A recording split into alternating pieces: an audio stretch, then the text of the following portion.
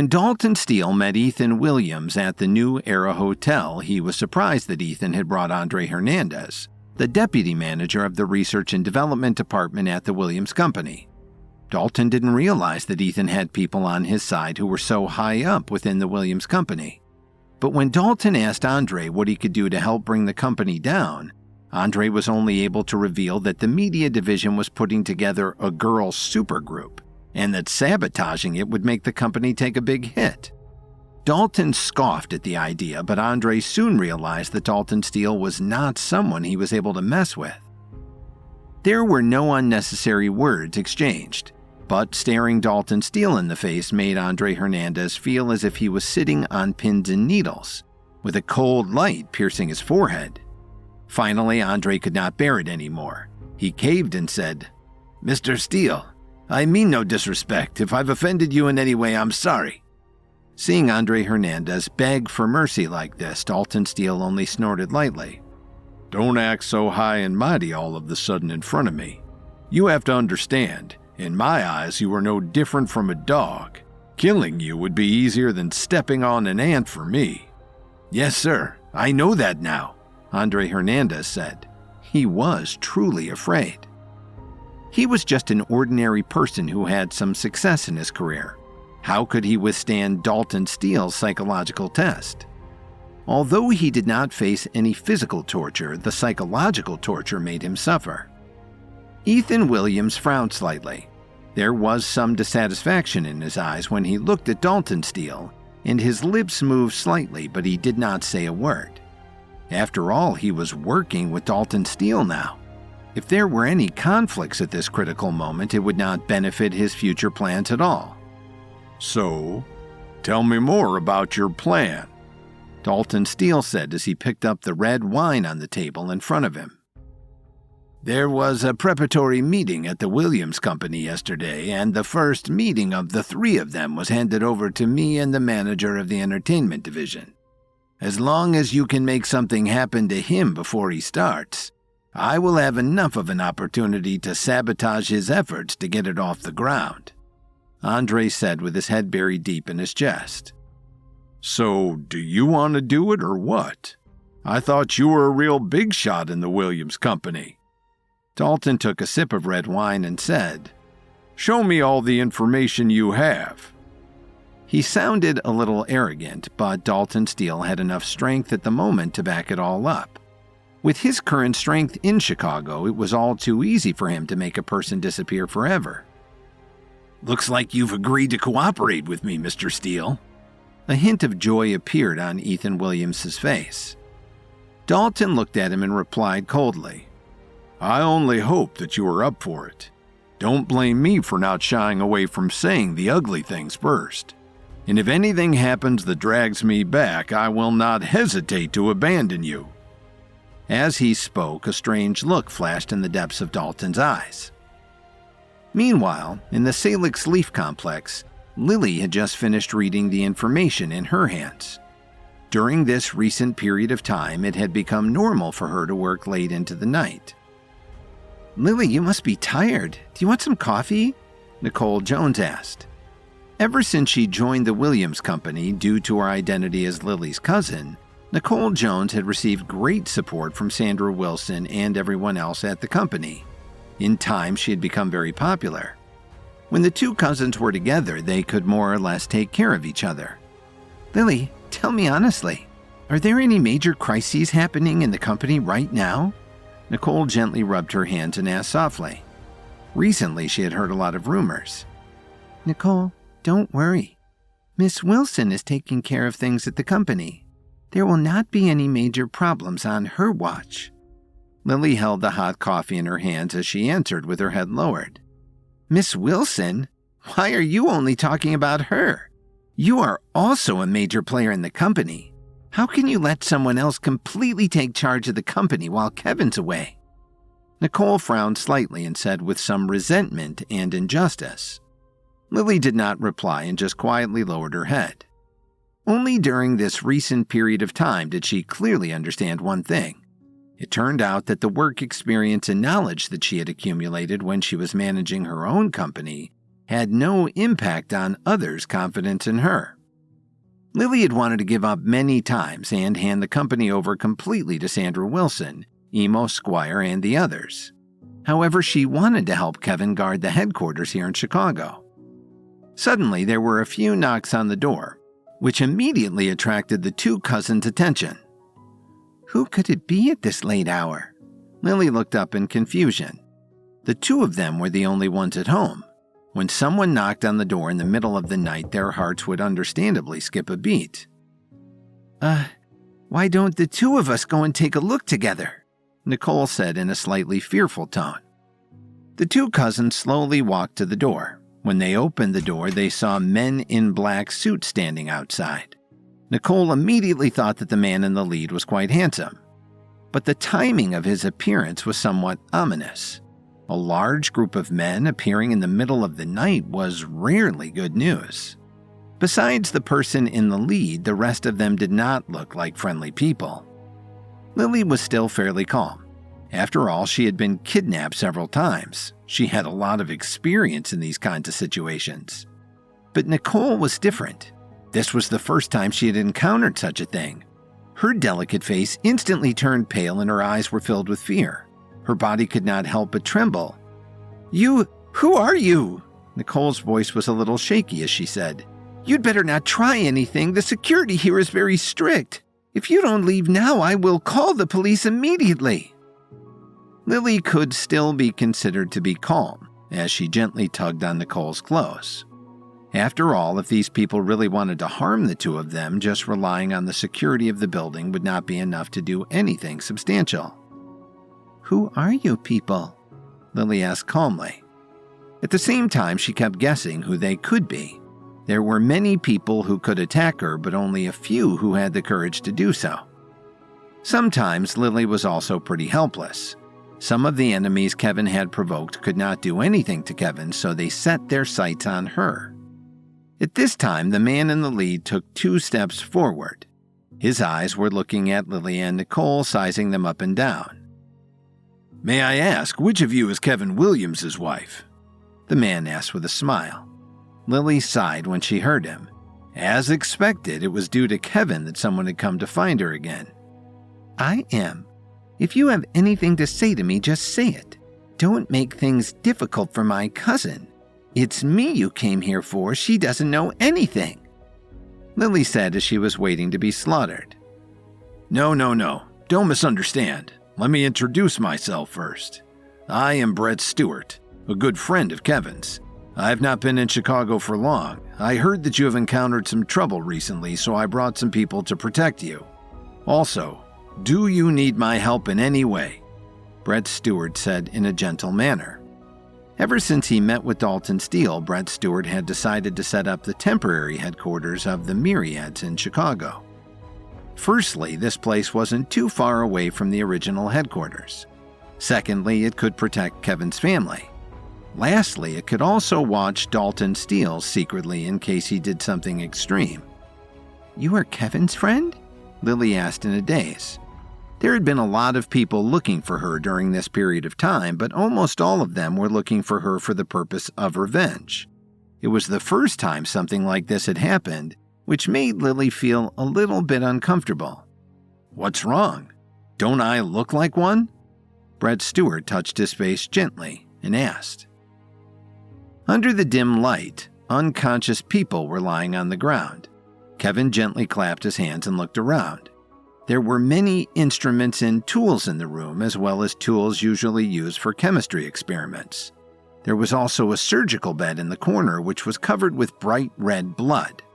Countless bottles and jars were filled with different kinds of drugs. The air was filled with the strong smell of blood and the lingering odor of various drugs. After Kevin casually walked around, he suddenly found a dark yellow curtain hanging on the wall. If he did not look carefully in this gloomy environment, he would really think that it was just a wall. Opening the curtain and walking to the back of the wall, Kevin was stunned by the scene he saw. The room wasn't large and was very humid. 4 solid wooden crosses were placed on the wall, and 3 people were bound by iron chains as thick as an arm. Through the dim light, Kevin instantly recognized these people. They were Sebastian Young, Clarissa Pratt, and Clyde Davis, who had fought with him against the Pinnacle. These three people were known as some of the top geniuses of the younger generation. He never would have expected that they would be captured by the Mavericks here after not seeing them for so long. Suddenly, Kevin thought of something. He had seen Jeffrey Bowie earlier. Now that he had seen Clyde Davis, didn't that mean that the entire Southeast School for Natural Medicine could be on the verge of being destroyed? Kevin took a deep breath. He found it hard to believe what he was thinking. He carefully walked forward and checked on the three of them. Only then did he find that Clarissa Pratt and the others were in really bad shape. There were visible wounds all over their bodies. It was obvious that they had been tortured. But logically speaking, it should not be the case. Their power bases were all extraordinary. Furthermore, they had a lot of powerful allies. Kevin really couldn't imagine what kind of methods the Mavericks had used to get to this point. Just as Kevin was thinking about these questions in his mind, a wave of noisy footsteps came from outside. The group leaders finally rushed over with their men. When they saw the researchers lying on the ground, their faces froze. "This is not good." The leader of Group 1 seemed to have realized something as they ran over to the room where Clarissa Pratt and the others were imprisoned. However, just as he opened the curtain, he flew back like a tattered linen cloth and hit the wall hard. He fell to the ground and spat out a large mouthful of blood. However, before he could even get up, the rack that was filled with numerous fluids was smashed down all around him. All kinds of solutions poured all over his body, creating a terrifying chemical reaction. The man's body was instantly corroded by the intense chemicals at a speed invisible to the naked eye.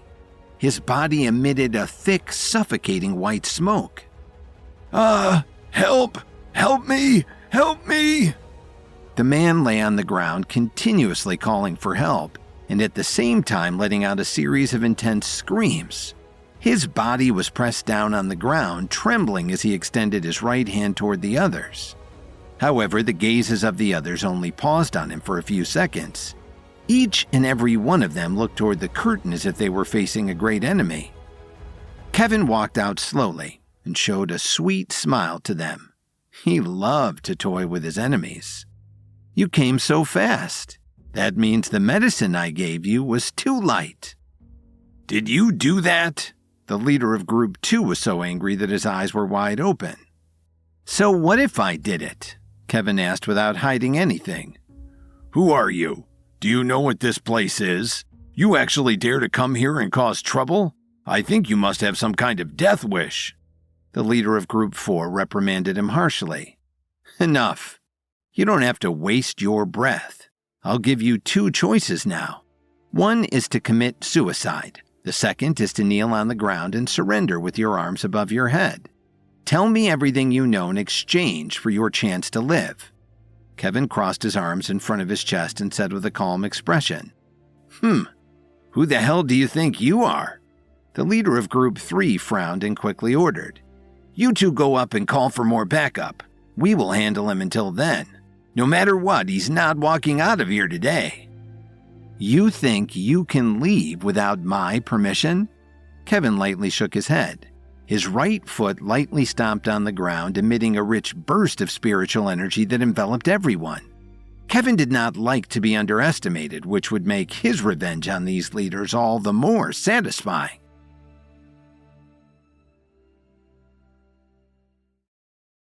While looking around the basement research lab of the Mavericks, Kevin was shocked to find Sebastian Young, Clarissa Pratt, and Clyde Davis bound by iron chains.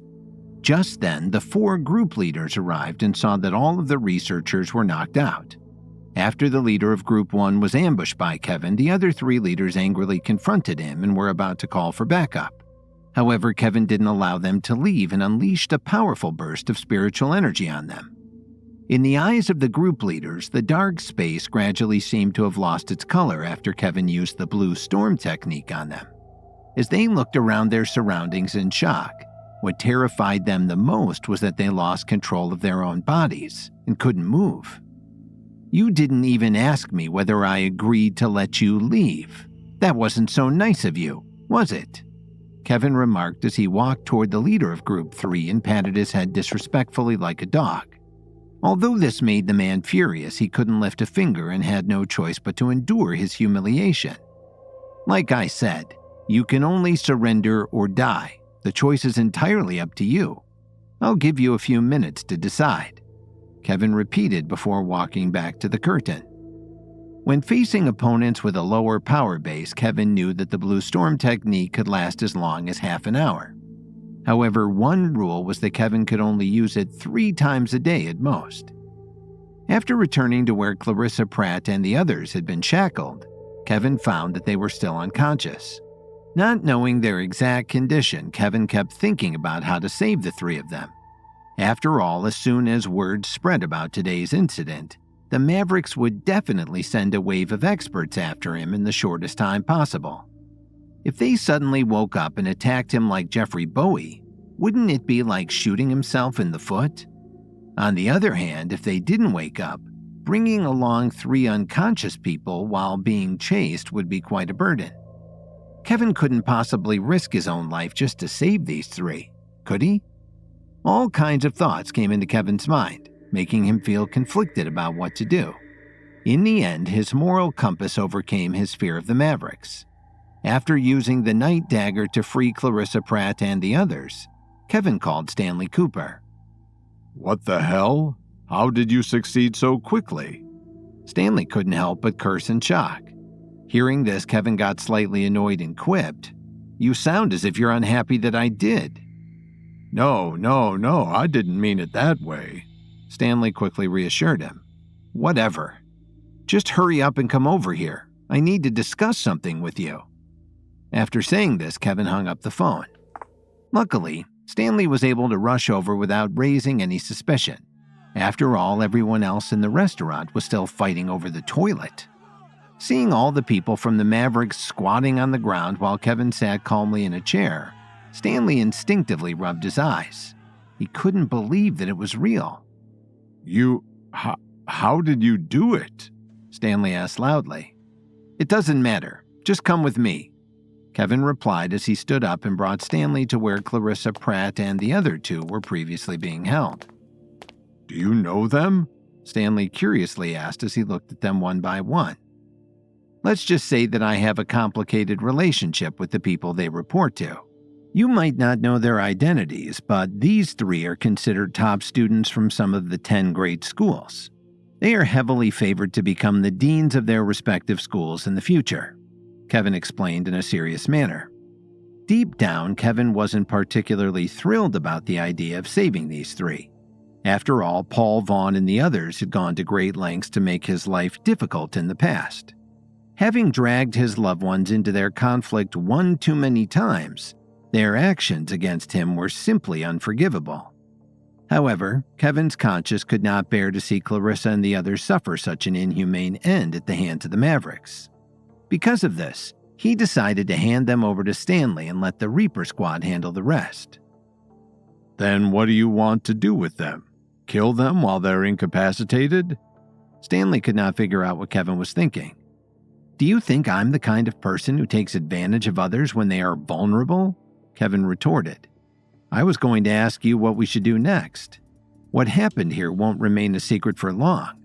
Before the rest of the Mavericks come for us, should we leave this town or prepare for battle?" "Don't worry. I've already contacted the headquarters before coming here. A team has been sent, so help should arrive soon. They'll take over from here," Stanley informed him as he glanced at Clarissa and the others. The people from the Reaper Squad arrived at the scene in less than half an hour. Subsequently, all of the members of the Mavericks were taken into custody and the town was placed under lockdown.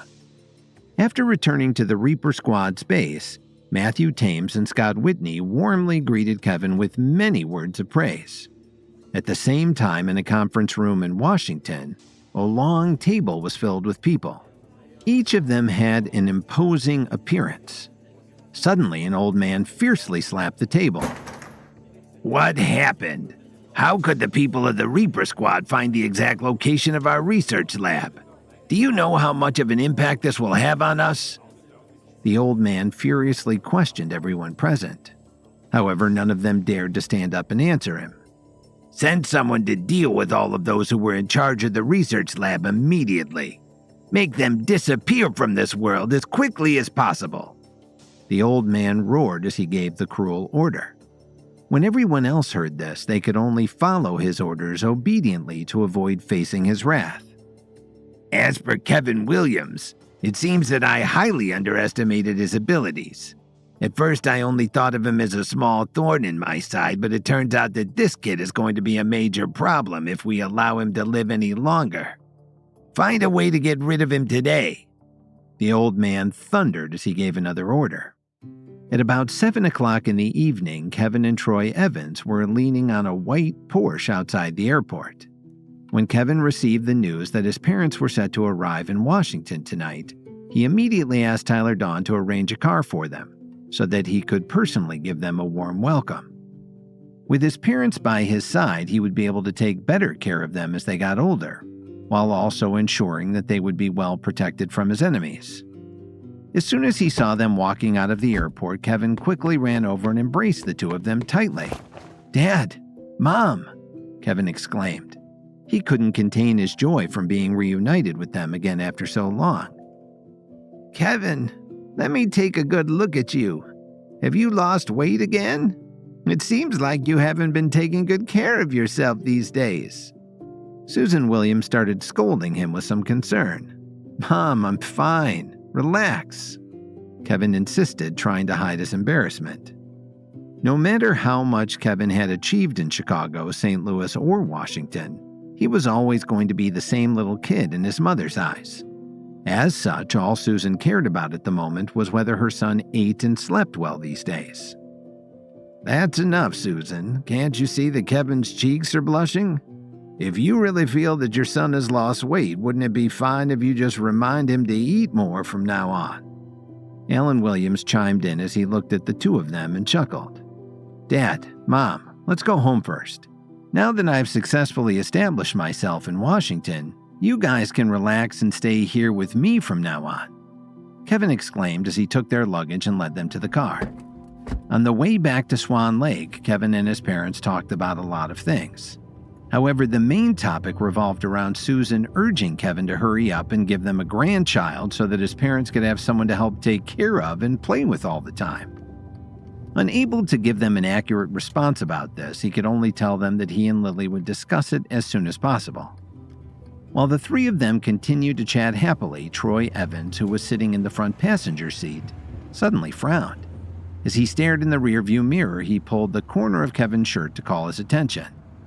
When Kevin picked up on this, he saw a few black cars suspiciously following behind them. Their license plates were blocked to avoid being traced later on. Since these cars had been following them from the airport until now, it was obvious that they were here to cause trouble.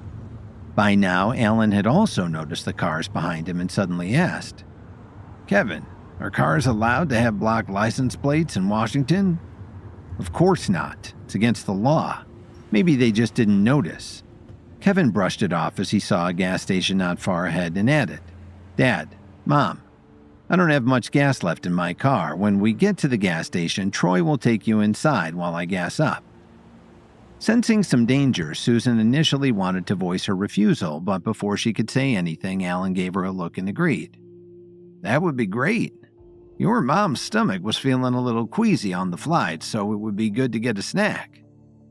Although Kevin's words sounded vague and innocent, the meaning behind them was very obvious. He wanted to send his parents away momentarily to keep them safe while he dealt with this matter. Upon reaching the gas station, Alan and Susan followed Troy Evans inside to hide somewhere while Kevin slowly walked over to the road as a few cars stopped not far from him. Under the bright lights of these cars, the two sides maintained a tense stalemate for some time. In the end, Kevin could not bear it any longer, and he made the first move as the spiritual energy in his body began to circulate quickly. He then somberly remarked, "After following me around for so long, doesn't anyone have the guts to come out and show his face? That way I will at least know who came after me before I kill everyone." Just as Kevin finished his words, the front passenger door of the second car suddenly opened. A second later, a figure wielding a sword let out a loud roar and quickly charged toward him. Intending to kill Kevin with one blow, he swung his blade toward Kevin's head with fierce momentum. Before it could connect with his head, Kevin stepped aside at the last second and punched the man's face. In an instant, the person seemingly lost all of his strength and softly fell to the ground. Suddenly, more than 10 men quickly got out of their cars. Similarly, all of them were holding sharp blades that shone like cold lights in their hands. "It's good that all of you have shown yourselves. That way I don't have to waste my time drawing everyone out," Kevin scoffed at them. Without showing any fear, he then rushed towards these men. Like a wolf preying on a flock of sheep, Kevin imposed his will on everyone with ease. All of his moves were bold and powerful, leaving no room for negotiation. While Kevin knew that these people were just following orders, they still had made a mistake that he couldn't tolerate by coming to find him tonight. After all, if he was not here right now, wouldn't his parents be in great danger? Because of this, Kevin did not say anything further to them. He just wanted to get this over with as soon as possible. When the last man fell to the ground, Kevin didn't show any pity on his face.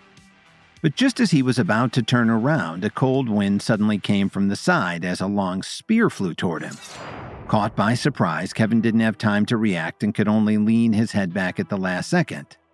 The sharp tip of the spear just barely flew past his nose and pierced through the windows of 2 cars before getting stuck on the side door of a third one. Kevin turned around and looked at the forest to the right. He had not realized that there were still others hiding amongst the trees. "Who is it? Show yourselves!" Kevin shouted angrily as he stretched out his right hand and twisted it into the shape of a claw, then pulled it back with a strong amount of force. 2 figures were forcefully drawn out of the woods by this. However, they reacted very quickly. The moment they landed on the ground, they curled up into a ball and rolled away to neutralize most of the impact. As they stabilized their bodies, they took out their daggers at the same time. Then they kicked the ground hard with the tips of their toes and charged toward Kevin like cheetahs pouncing on their prey. While doing so, the daggers in their hands seemed to have a life of their own as they spun around continuously. With a flick of their wrists, they then drew their daggers toward Kevin. Seeing this, Kevin immediately knew that tonight's battle had just begun. But this time he wasn't the only one in danger. His parents were also going to be caught in this deadly chaos. On their way back to Swan Lake after picking up Kevin's parents from the airport, Troy Evans noticed a few black cars with blocked license plates following behind them and alerted Kevin. Given this, Kevin decided to stop by a nearby gas station and then asked his parents to follow Troy inside to hide. He then walked over to the road to confront these people who came out of their cars to attack him with their swords. Just as he had swiftly defeated them, he was caught by surprise by a long spear, which he narrowly avoided at the last second. Kevin then used his spiritual energy to draw out 2 figures from the forest, who immediately charged forward and threw their daggers towards him. Even before the 2 men arrived in front of Kevin, the daggers that they threw had already reached him. Filled with an intense amount of spiritual energy, these daggers kept spinning around his body to prevent him from making any sudden movements. Otherwise, if Kevin moved even a single inch, he would instantly be slashed several times by these blades. Suddenly, one of the 2 men jumped up high in the air. He then took out another dagger and aimed it toward Kevin's forehead. The other man held his dagger tightly, and with violent momentum, he tried to strike Kevin's chest. With the 2 of them cleverly going at him with highly coordinated moves, it was obvious that they were planning to kill him. Despite this, Kevin did not panic. In fact, he even slightly raised the corner of his mouth and let out a light snort. Just then, the tips of the 2 daggers abruptly stopped when they were only an inch away from Kevin. When this happened, both of the men raised their heads to look at Kevin in surprise, only to be even more shocked at what they saw. A vivid black and white light surrounded Kevin, wrapping around him like a protective barrier. At the same time, both of his wrists were emitting whirlpools of spiritual energy, which were preventing their daggers from piercing through his body. "I don't want to waste any more time with you tonight. All of this nonsense must end here," Kevin declared somberly. He then stomped his foot hard on the ground. In an instant, a powerful aura swept out from his body. This created a wave of spiritual energy that rippled in the air, forcing the two men in front of him off their feet and flying into the air. One of them fell to the ground and spat out blood. His eyes were wide open as he looked at Kevin in horror. Meanwhile, the other person crashed heavily onto a car, causing it to slide 20 feet away from where it was parked. Before the man could make any sound, he suddenly fainted. Despite this, Kevin was not in a hurry to leave just yet. Instead, he turned around and looked back into the dark depths of the forest. "You have been hiding for so long, yet you still don't want to come out? If you still don't show yourself, then I will have no choice but to leave," Kevin called out with an expressionless face. As soon as he finished speaking, a figure slowly emerged from the darkness. Although this person was covered in black clothing from head to toe, he strangely wore a white mask that covered everything below his eyes. On his back, he also carried an unusually long sword. With a steady gait that seemed to have the force of someone who was much heavier than him, he left a trail of deep footsteps on the ground. "Finally, a worthy opponent has arrived," Kevin observed with some excitement. "You are very strong, and I admire your abilities very much. If it wasn't for my duty, I might have befriended you instead of leaving you to die in this deserted place tonight." The man spoke as he stopped less than 50 feet away from Kevin. Only the movements of his eyebrows could indicate any changes in his expression. "A lot of people before you have said the exact same thing, but all of them ended up regretting their words. You won't be an exception tonight," Kevin replied with a serious expression. In the face of this man's vicious words, Kevin remained composed. After all, he was never the type to be afraid of such threats. However, he knew very well that the man in front of him was indeed very strong. In fact, Kevin could tell that he was even stronger than anyone he had fought in the past. If it wasn't for the fact that this man had moved ever so slightly just now while he dealt with the other two assassins, Kevin would not have felt his presence lurking in the surrounding darkness. Anyway, before you die, I have a question. How did you find me?" The man asked, seemingly in no hurry to attack. In his mind, he had already regarded Kevin as a dead man, so wasting a few minutes was no big deal to him. "The answer to that is very simple. Your body isn't as strong as you think. One wrong move and you will expose your weakness," Kevin replied coldly. "Thank you for your honesty, but I beg to differ with your opinion. Now, take out your weapon. Tonight will be the last time you will be using it, so give me everything you've got. Don't leave this world with any regrets." As the man arrogantly uttered these words, he stretched out his hand and pulled out the long sword on his back. In just a split second, he had already held it diagonally in his hand. It happened so fast that even Kevin did not catch it clearly, proving that this person was indeed an elite expert. What was even more troubling for Kevin was that he could not determine the exact level of his power base. This situation could only be explained by one of two reasons. Either the man had used a secret technique that could completely conceal his aura, or his power base was above Kevin's. Between these two, Kevin was more willing to believe in the former. Still, Kevin did not want to give his opponent the chance to strike first, so he rushed toward him with lightning speed. At the same time, he gathered his spiritual energy in his hands and made sure not to waste any of it. In the blink of an eye, Kevin arrived in front of the man and struck him with his right hand, stirring up the surrounding air with a strong wave of spiritual energy as the trees along the roadside also began to sway. But just as Kevin was about to succeed, the man used his sword to block him. Upon collision, a muffled sound rang out in the night sky. Due to the overly powerful force that this generated, the two of them were forced to take a few steps back.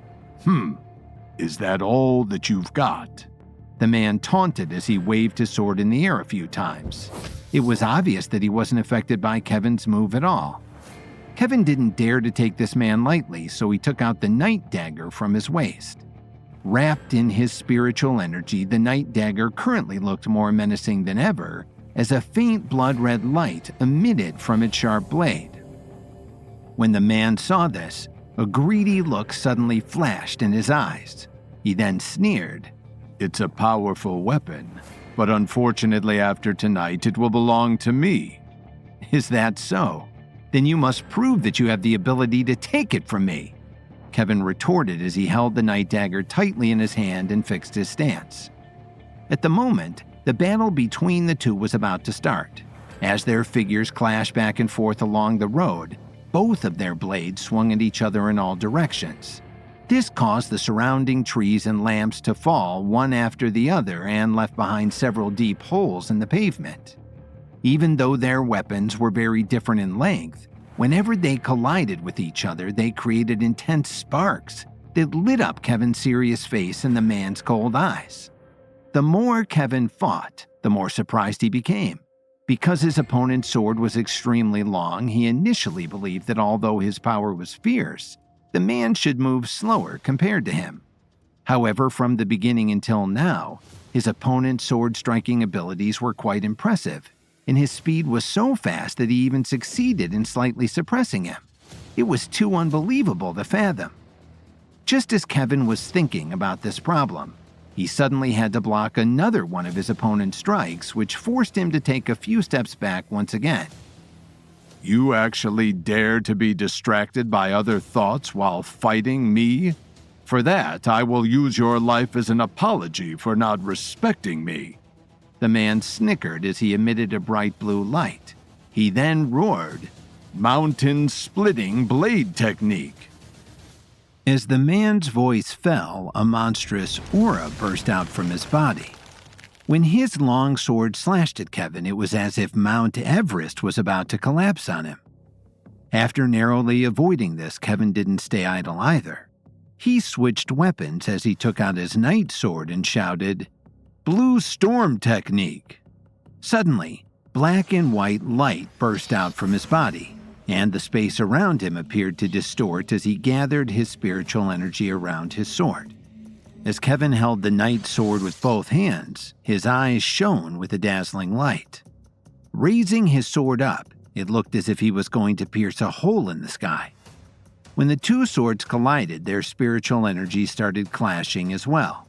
Surrounded by two terrifying auras trying to suppress one another, even someone whose power base was at the 5th or 6th stage of level 5 would instantly be overwhelmed and killed if they even stood too close. As the ground below them started to shake violently, the man suddenly put his sword back into his scabbard. He then stretched out both hands and yelled, "Enough!" After dealing with the two assassins who came after him, Kevin looked back into the forest and dared the sole figure who remained in hiding to come out. When this person emerged from the darkness, Kevin could sense that he was stronger than anyone else he had faced. As they started battling, the two of them clashed back and forth for some time. Impressed by the man's sword-fighting abilities and combat techniques, Kevin took out his night sword and unleashed the Blue Storm technique on him. Amidst their two powerful forces colliding and trying to suppress one another, the man suddenly withdrew his sword and had seemingly had enough. Almost immediately, all of the man's spiritual energy in the surrounding air seemed to have quickly returned to his body. Seeing this, Kevin didn't want to take advantage of the situation. With a light wave of his hand, he also withdrew his own spiritual energy. At that moment, the man stared intently at Kevin, as if he wanted to see through his eyes. "What are you staring at me for? Are we going to keep fighting or not?" Kevin's brows were furrowed as he asked while holding tightly onto the night sword. "First of all, I am not afraid of you. I just want to know how you learned the Blue Storm technique. As far as I know, the family who developed that secret technique resides in the upper realm." The man responded coldly, though he clearly was more interested in the truth than he was letting on. So, you're interviewing me now? Why should I tell you? Kevin asked with a sneer. Because we might have the same mentor, the man revealed as he took out a small jade pendant from his pocket. Do you know what this is? Kevin frowned as he saw the jade pendant. It looked exactly like the same as the token that Leo Hayes had given to him when he took him as his mentor.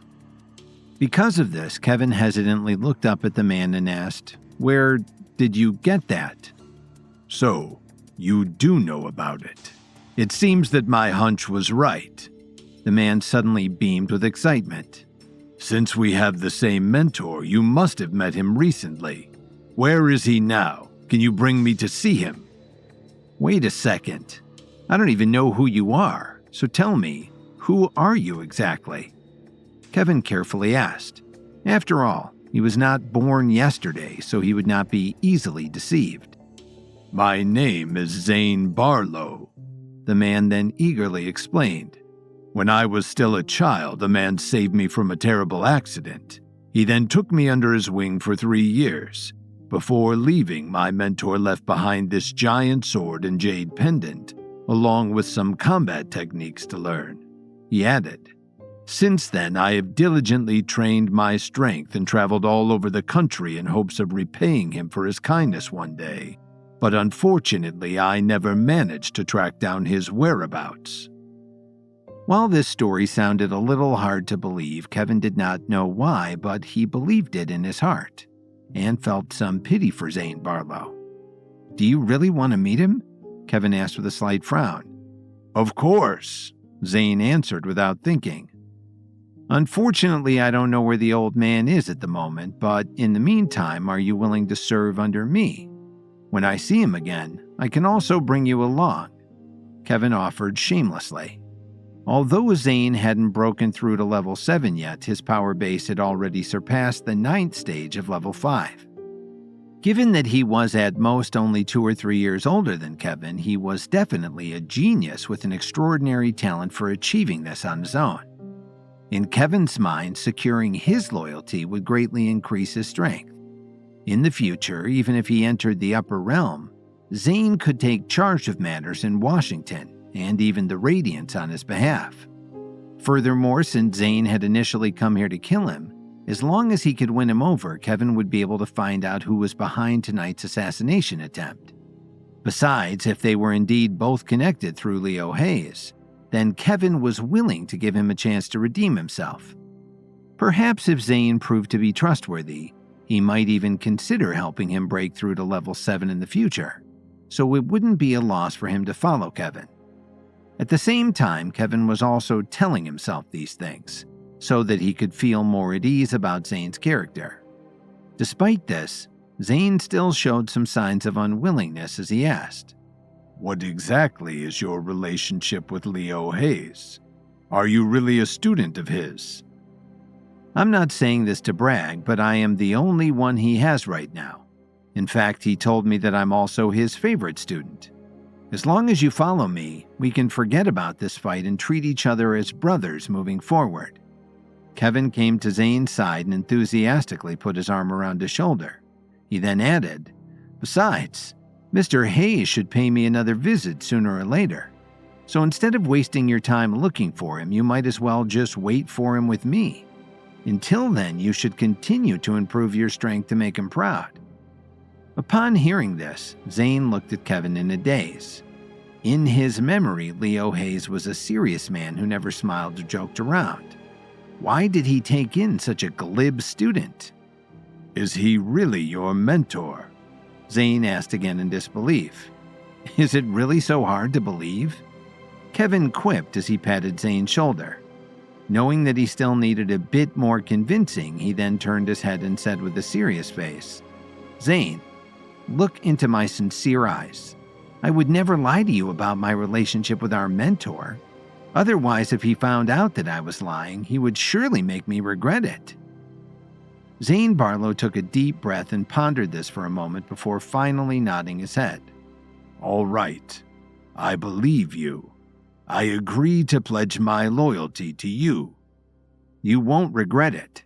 Now, tell me who sent you here." Kevin asked with some anticipation. Zane Barlow frowned slightly. If he had known Kevin's identity earlier, he wouldn't have accepted this mission in the first place. But now that he had agreed to follow Kevin, he had no reason to hide anything. I don't really know who wanted you dead.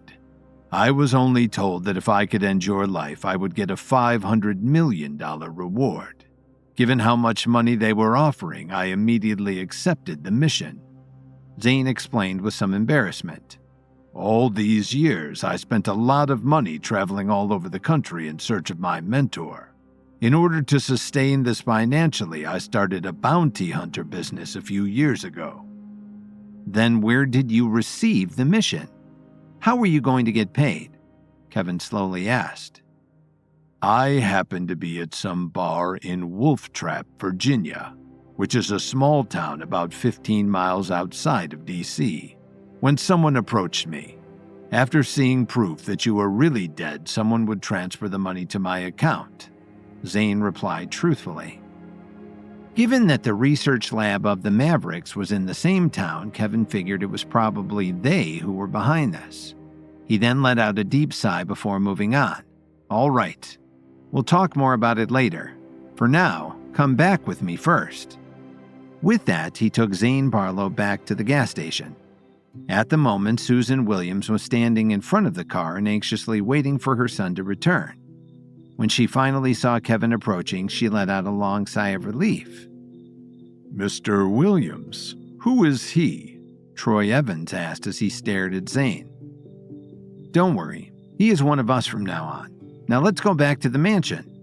Kevin didn't explain too much. Besides, part of him was still processing tonight's incident as well. After returning to Swan Lake, Kevin first arranged his parents' room and made sure that they settled in comfortably. He then called Tyler Dawn and asked him to have someone send some food and drinks over. While waiting, Kevin briefly told Troy about Zane's identity. However, just as dinner had started, something happened that made everyone speechless.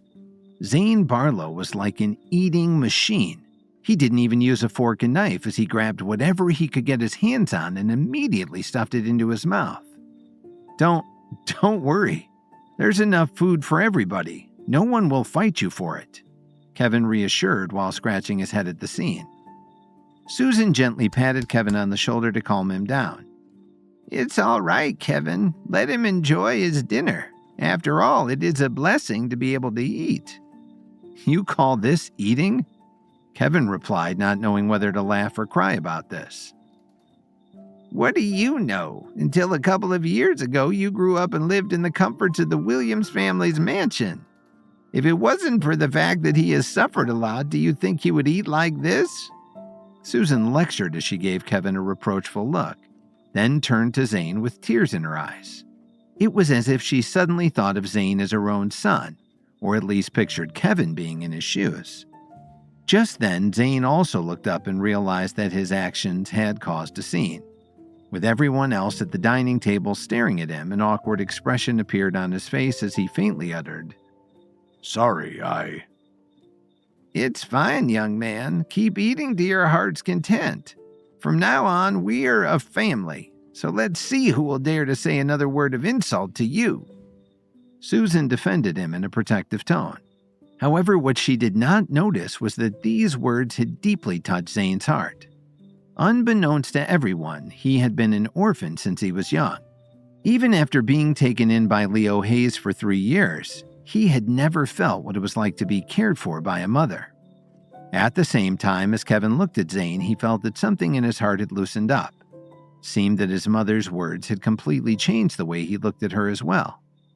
When dinner was over, Kevin realized that it was precisely because of what she said and did tonight that he was able to completely gain Zane Barlow's trust.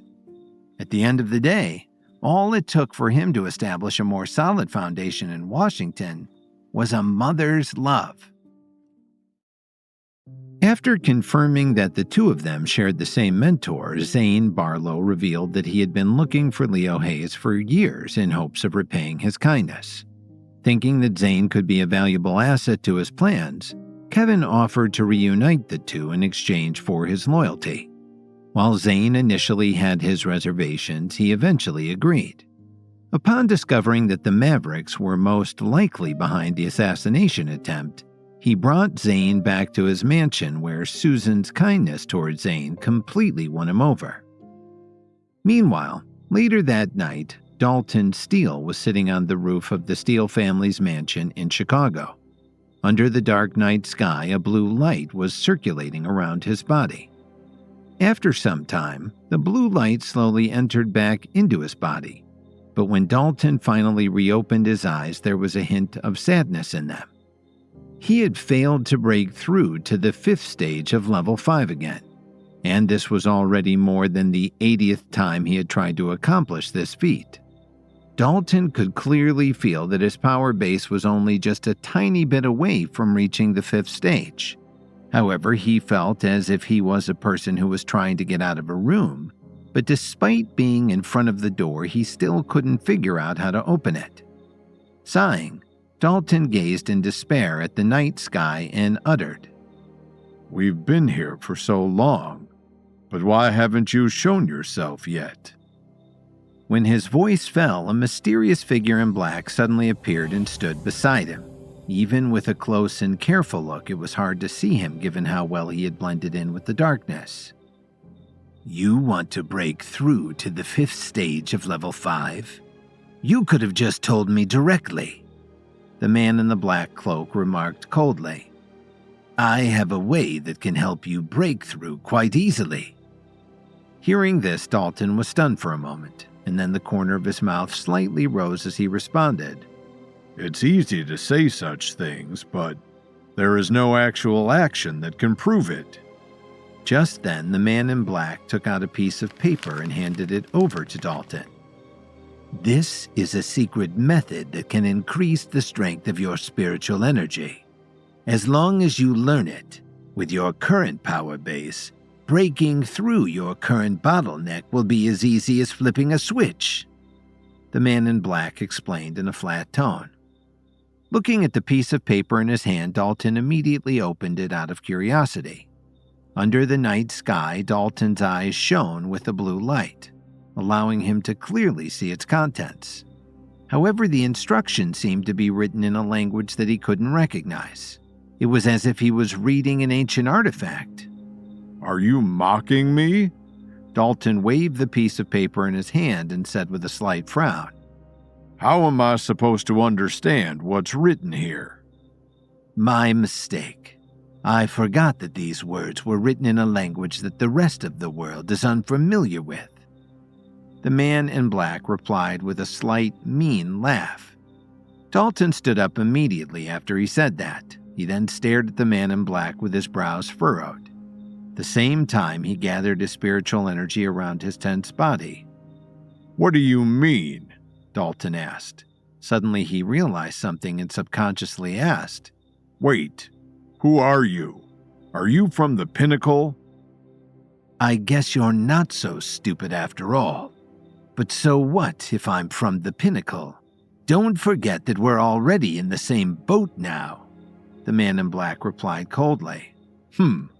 Since when was I in the same boat as you?"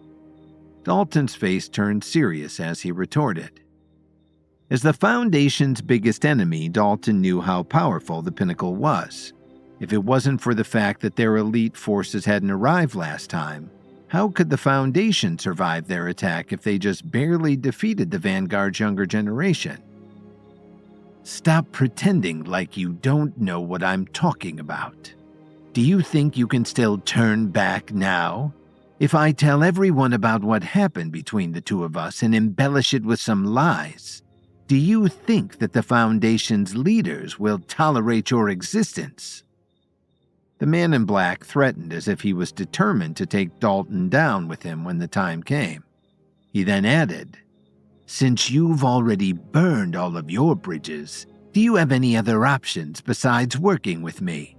Besides, what's wrong with joining the Pinnacle? The true extent of our power is not something that anyone else can imagine. Furthermore, this country was once the territory of the Pinnacle.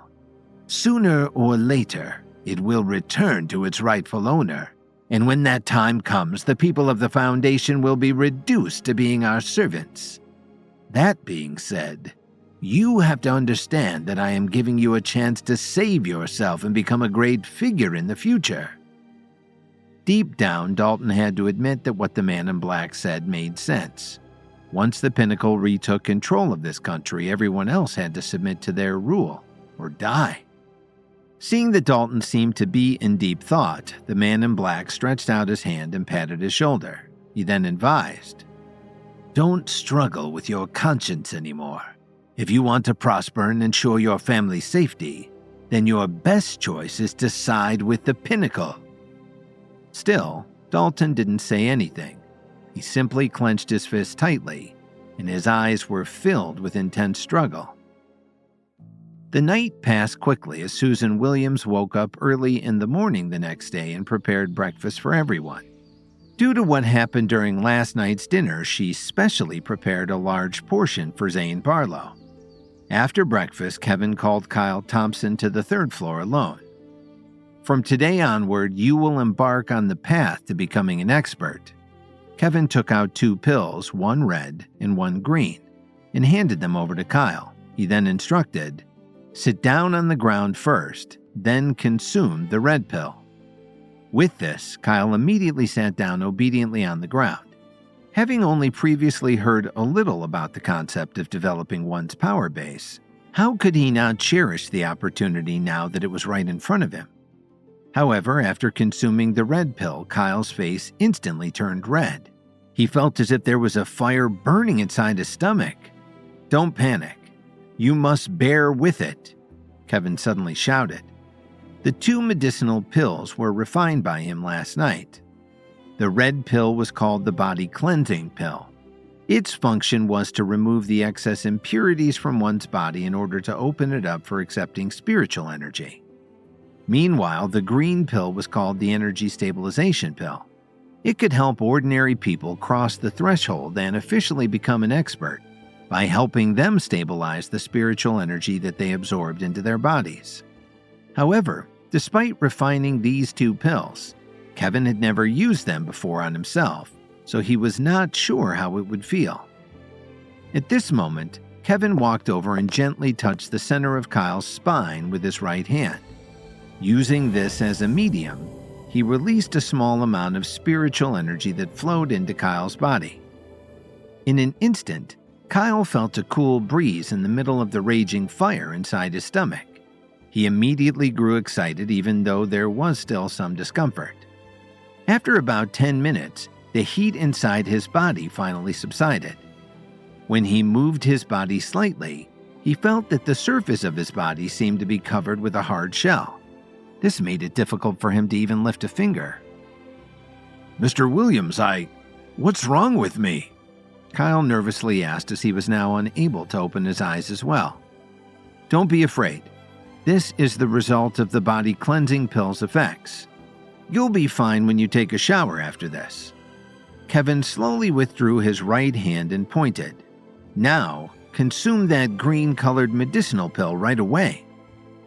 In an instant, he felt that his body had welcomed a cold frost, but this time it seemed that his body had adapted to the coldness by now. As Kevin slowly circled around and kept observing him, he was not doing this to see whether Kyle could bear things or not. Instead, he was curious to find out what kind of attribute his spiritual energy would produce. For example, Dustin Newman attacked with a fierce aura, while Barry Damon's strength was more precise than explosive. On the other hand, Kevin's spiritual energy was a combination of both. Given that many experts had been training hard for years without making much progress in increasing their power base, this proved that understanding the key attribute of one's strength was important to figuring out how they could best develop it. Time passed minute by minute. About an hour later, Kyle Thompson slowly reopened his eyes. At this moment, he was very excited because he knew in his heart that he had finally become an official expert. Not bad.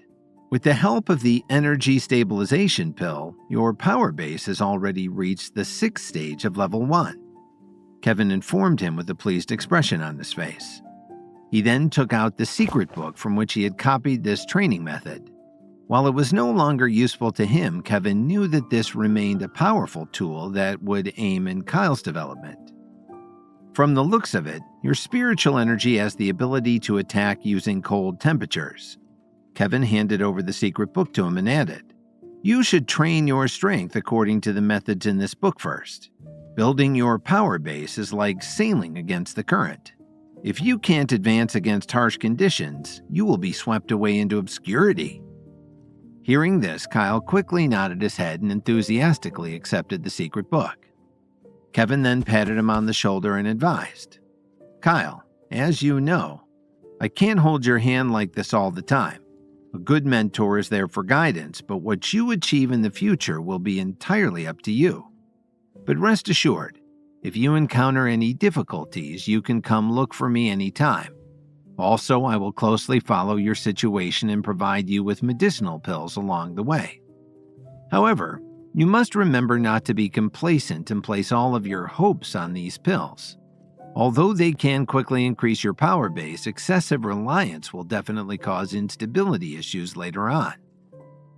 After saying these words, Kevin gave Kyle some time to understand all of the recent changes in his body.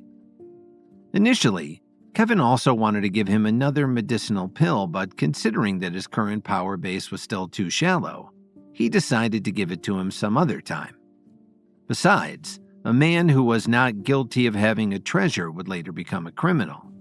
So if the news of Kyle's emergence as an expert under Kevin's mentorship was leaked too soon, it was highly likely that it would lead to a fatal disaster. Back in Chicago, many people were currently rushing to make it to work on time. As such, for those who drove to their office, the most difficult thing to do at this time of day was to find a parking spot. Fortunately, the Williams Company had a large parking garage and a parking lot and still had a few spots that remain unoccupied at the moment. Of course, no one dared to occupy the ones that were reserved exclusively for Kevin. There was once an arrogant manager who did this, and in less than half an hour, his BMW was towed away. At the moment, Enzo Forbes had just stepped out from his Mercedes-Benz. This was a car that the company had allocated for him as one of its senior managers. After graduating from one of the country's top universities, Enzo returned to his hometown and was hired by the Williams Company. As a rising star who was well liked across the company, he became a senior director of the entertainment division in less than 3 years. Just as Enzo left the parking lot, a man who was carrying a large pile of documents suddenly bumped into him, scattering everything all over the ground. "Mr. Forbes, I'm so sorry. I didn't notice that you were in front of me." The man instantly panicked and apologized as he hurriedly bent down to pick up the documents. "It's fine.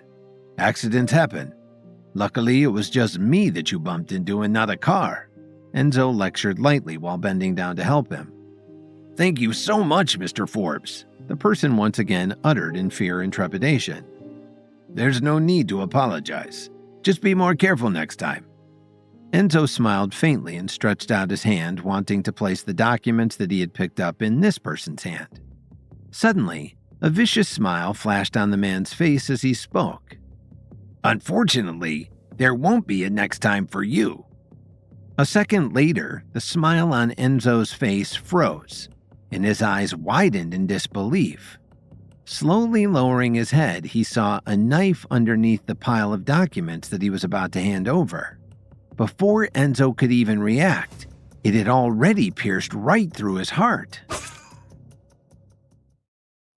Enzo Forbes, the manager of the Williams Company's entertainment division, had just parked his car and was about to leave the parking lot when he bumped into a man who was carrying a large pile of documents. When the man dropped them, Enzo immediately helped him pick them up without taking offense to the incident. However, just as Enzo was about to hand them back over, the man suddenly stabbed him in the chest with a knife. The documents in Enzo Forbes' hands instantly fell to the ground. With his remaining strength, he then forcefully grabbed onto the man's shirt. "You? Why?" Enzo uttered, wanting to know the reason why he'd been stabbed. "I'm sorry, Mr. Forbes. It's nothing personal. I was just paid to do a job," the man replied as he pulled out the dagger and used the pile of documents to cover Enzo's chest. While no one was looking, he then pulled him aside and sat his body against a wall. It was already 10:30 a.m. At the moment, the entire senior management team of the Williams Company was gathered inside the large conference room. Recently, all hands were on deck at the company with the rise of the Steele Group's entertainment arm seriously affecting the interests of Williams Media. As a result, the original seats in the conference room were not enough, and extra chairs had to be added so that Emo Squire, Adriana Wright, and the others could all sit down for the meeting. As Lily sat firmly at the head of the table, Sandra Wilson, Gilbert Rhodes, and the others beside her all looked on with very somber expressions on their faces. The agenda of today's meeting was clear to everyone. Spearheaded by Nicole Jones, Charity Boyer, and Brittany Davis had used their celebrity influence to make a strong counterattack against the Steele Group. "What is the matter with President Williams? His company is already on the verge of collapse, but why hasn't he returned to Chicago to save us?" someone expressed with concern. "In my opinion, it's because he's used to being a boss without actually doing anything here. Besides, it looks like he's been living a smooth sailing life in Washington. Compared to that, we're just an afterthought for him." Another sneered. "I heard that President Williams had a very good relationship with Dalton Steele. If that's the case, then what's the point of us fighting back? Why don't we just work together with the Steele Group?" a third one suggested. Hearing all of this discussion among senior management, Emo Squire and the others' expressions became sour. "We called everyone here to have a meeting, not to talk nonsense with one another. If you no longer want to stay with this company, then head to the finance department to get your severance pay and leave immediately," Rachel scolded in a stern voice.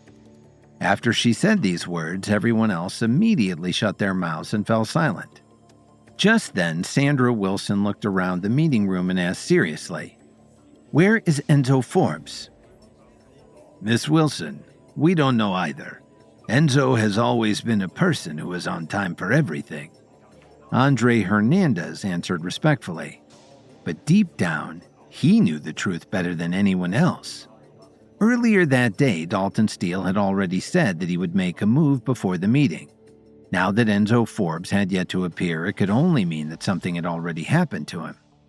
Given this, Sandra turned her head to Lily and advised, "Mrs. Williams, we should send someone to check on his whereabouts. After all, today's meeting can't start without Mr. Forbes." Without saying anything, Lily simply nodded her head. Right now, her eyes were filled with fatigue. She had clearly been working very hard these past few days and was exhausted. Just then, a Williams Company employee hurriedly pushed open the conference room door. "Sorry to interrupt, Mrs. Williams, but someone found Mr. Forbes dead in the parking lot," the woman reported in horror. "What?" Lily stood up from her chair in surprise, but due to her extreme fatigue, it had caused her to almost collapse on the ground. Fortunately, her hands managed to hold the table just in time to support her tired body. At the same time, Lily kept reminding herself that she must not faint in front of everyone. After all, Kevin's continued absence during this period of time had already made most of the company's employees unhappy. In their minds, if even Kevin did not care about the survival of the Williams Company, then what was the point of them persisting against the Steele Group? As Kevin's wife, Lily did everything that she could to save the company. Although it was not an easy feat for her to manage such a big company, she wanted to show everyone through her actions that Kevin had not given up on the Williams Company. As soon as they heard the news, several members of the company's senior management team rushed to the parking lot and saw a group of people standing in a corner. "Move aside, everyone. Make way for Mrs. Williams and Miss Wilson," Andre called out as he walked over to the crowd and helped clear a path for Lily and the others to pass through. The senior members of the team had worried expressions on their faces. In contrast, Lily remained a bit more composed. Having already been kidnapped a few times, things like this no longer surprised her too much. Similarly, Emo Squire and Gilbert Rhodes naturally had been through a lot of similar situations and just silently furrowed their brows. However, Sandra and Rachel reacted quite differently from the others.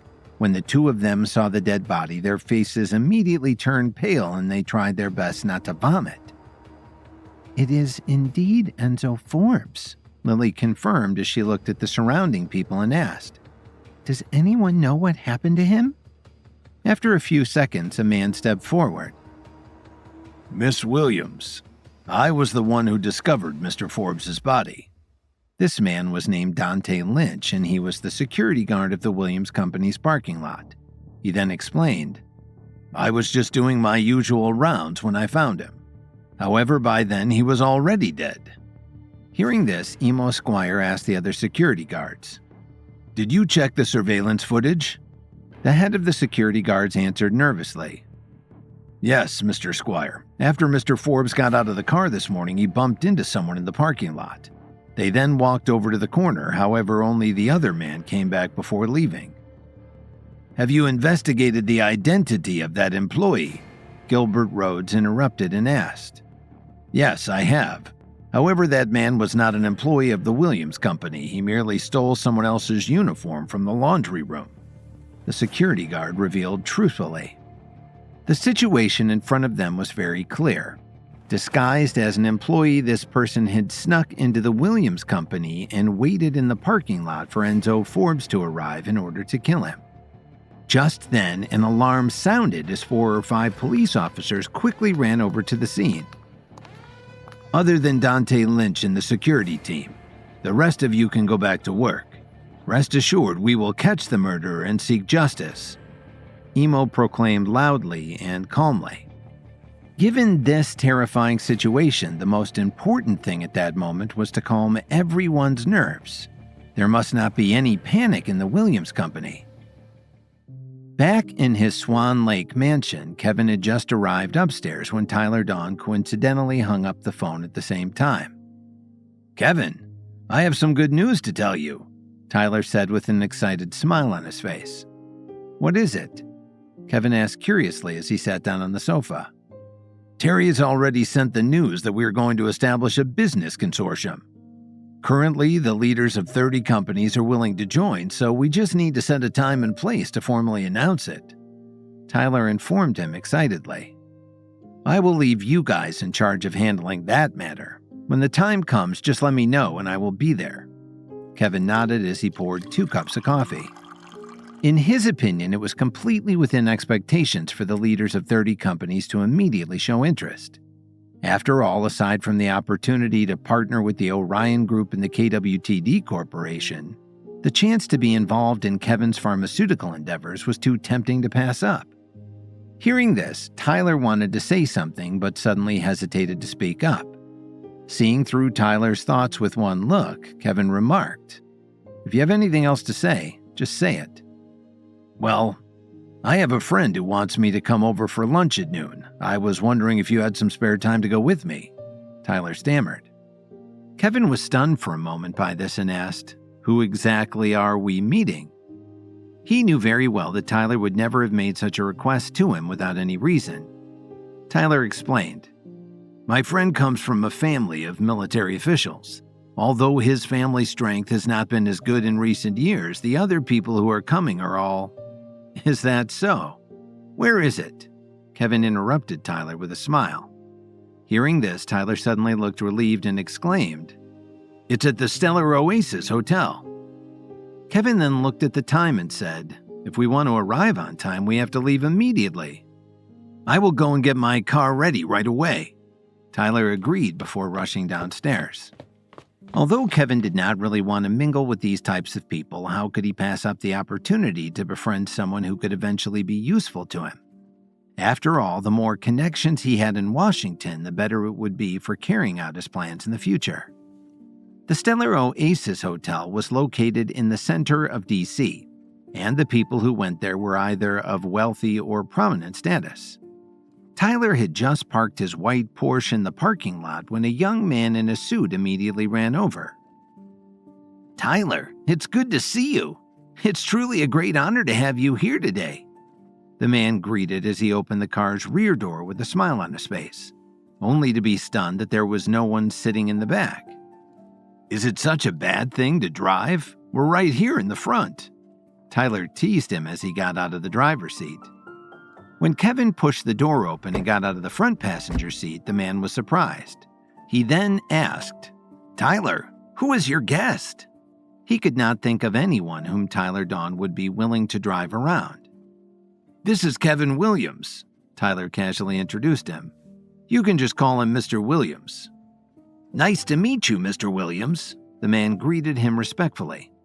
Although he did not recognize who Kevin was, he knew that anyone closely associated with Tyler Dawn was obviously someone that he could not afford to offend. Don't be afraid. I treat anyone who is a friend of Tyler's as my own, so you can call me Kevin from now on. Kevin told him with a smile, then continued. You must be Cade Lockwood, right? Yes, just call me Cade, the man responded as he finally lightened up a bit. On the way here, Tyler had explained the situation behind today's lunch event to him, as well as Cade's background. The Lockwood family used to have a fierce reputation thanks to one of their descendants being a decorated war veteran. However, even though their family had kept its military ties throughout the years, it was getting more and more difficult for them to stand out through this path without any major wars in recent memory. With their family status going on a bit of a decline, this would explain why Cade was being so respectful to Tyler despite being friends. Don't worry. As long as you continue to work hard, I'm sure that the Lockwood family will be able to return to their glory days in the near future. Kevin patted his shoulder and said. Hearing this, Cade gave Tyler a puzzled look, still wondering who Kevin was and how he knew about his family situation. Since Kevin said so, consider yourself really lucky, Tyler remarked as he called the two of them into the hotel. Even though Cade was the one who urged Tyler to come today, he had already been here many times in the past. This was because the KWTD Corporation owned 40% of the Stellar Oasis Hotel shares. After passing through the luxuriously decorated lobby, the three of them took a special elevator to the 17th floor and then entered a private room. Inside, there were several young people who were about the same age as Kevin. However, these people were all dressed extravagantly. With Cade's background, the people in his social circle were all naturally people from prominent families as well. Just as Kevin's gaze swept across the private room, a man suddenly walked over and sneered, You really think you're above us, do you? Why are you making us wait for so long? This person didn't look like much, but he was dressed in designer clothes. Sorry, Miles, I picked up two friends. Cade responded with some embarrassment, and there was a flash of panic in his eyes. Your friends? Do you think you can just invite two random dogs over here? The man Miles Tillman retorted as he raised his head disdainfully at them. Without waiting for Cade to explain, Tyler couldn't help but step forward and called Miles out with an ugly expression. What did you just say? Who are you calling dogs?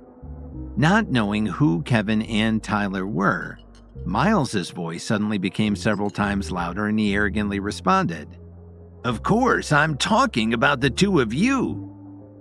If you know what's good for you, then you had better leave this hotel right now, Tyler warned as he fumed with anger. He was not going to tolerate being looked down on by anyone, let alone this man. Besides, after also insulting both Cade and Kevin, Tyler felt that this man had to be taught a lesson. And Tyler knew that he had to be beaten by Kevin to the punch. Literally, as there was never a time that Kevin Williams let a man like Miles Tillman insult him without bloody revenge. Tyler invited Kevin to come with him to a gathering at the Stellar Oasis Hotel in order to meet his friend Cade Lockwood. When he found out about Cade's background, Kevin agreed to go in hopes of befriending him and using his family's military connections later on. However, upon their arrival, a man named Miles Tillman suddenly scolded Cade for being late.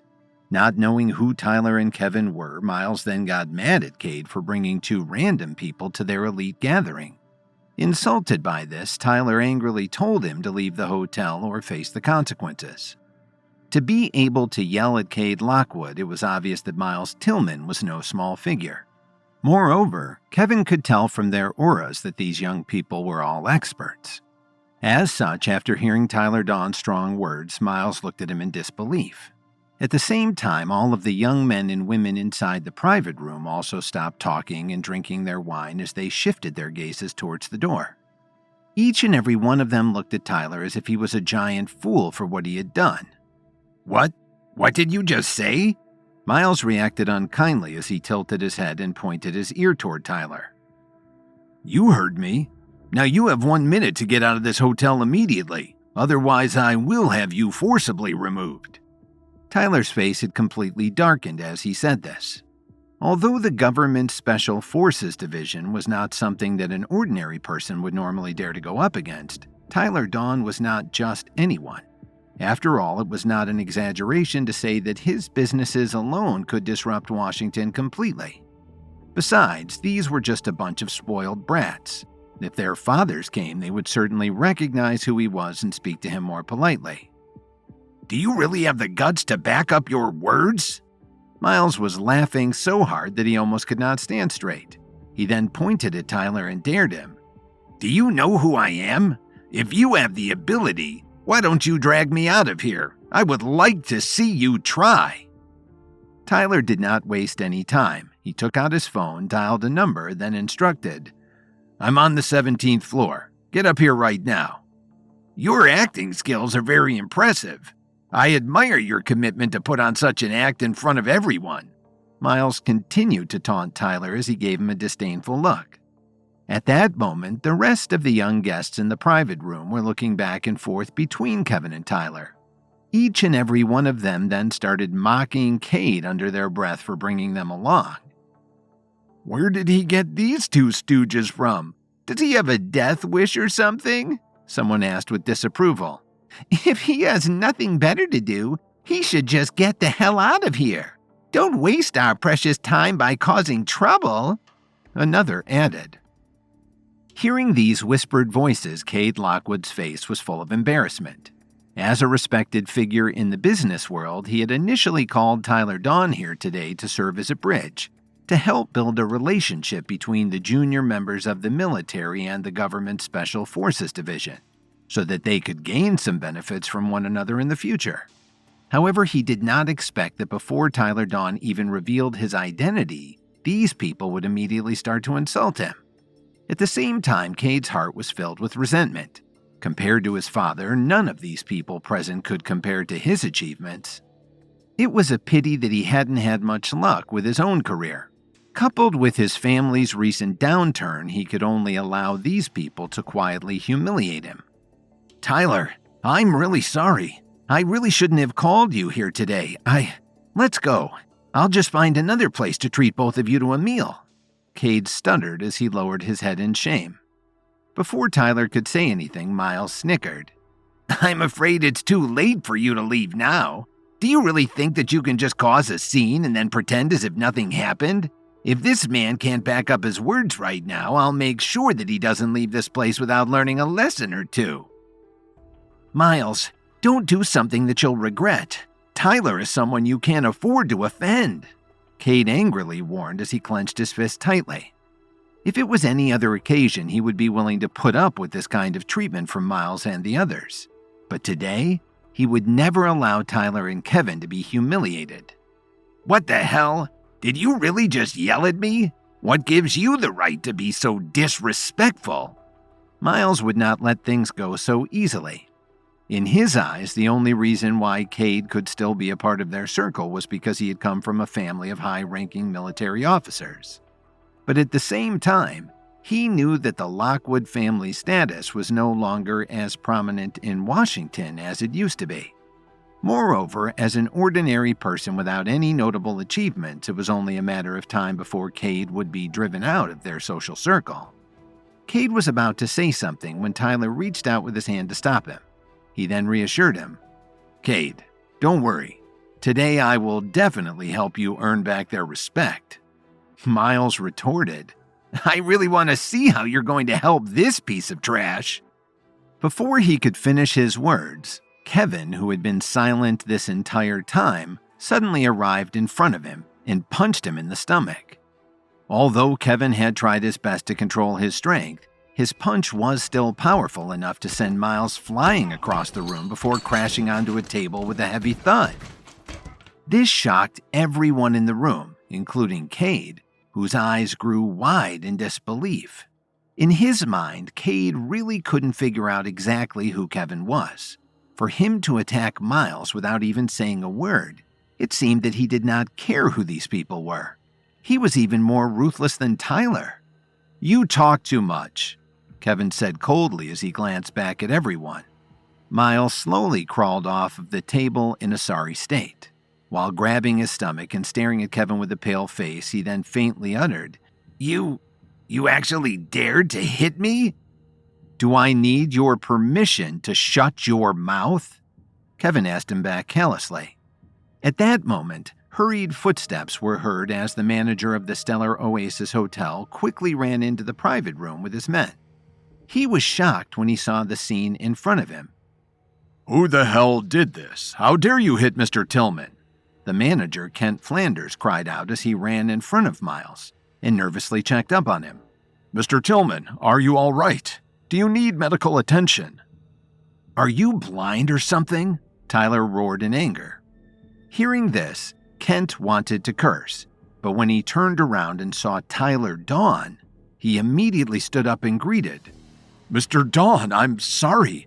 I didn't see you standing over there. How are you today?" "After what just happened, I'm starting to have a bad day, to be honest," Tyler remarked with anger. "Mr. Flanders, it was his accomplice who hit me just now." Miles pointed to Kevin as he winced in pain. After realizing that Tyler Dawn and Miles Tillman had a conflict with each other, Kent Flanders suddenly found himself caught in the middle of a difficult situation. Not wanting to offend either of them, he could only give Miles an uncertain look. "Mr. Flanders, what's wrong?" Miles asked, puzzled by this.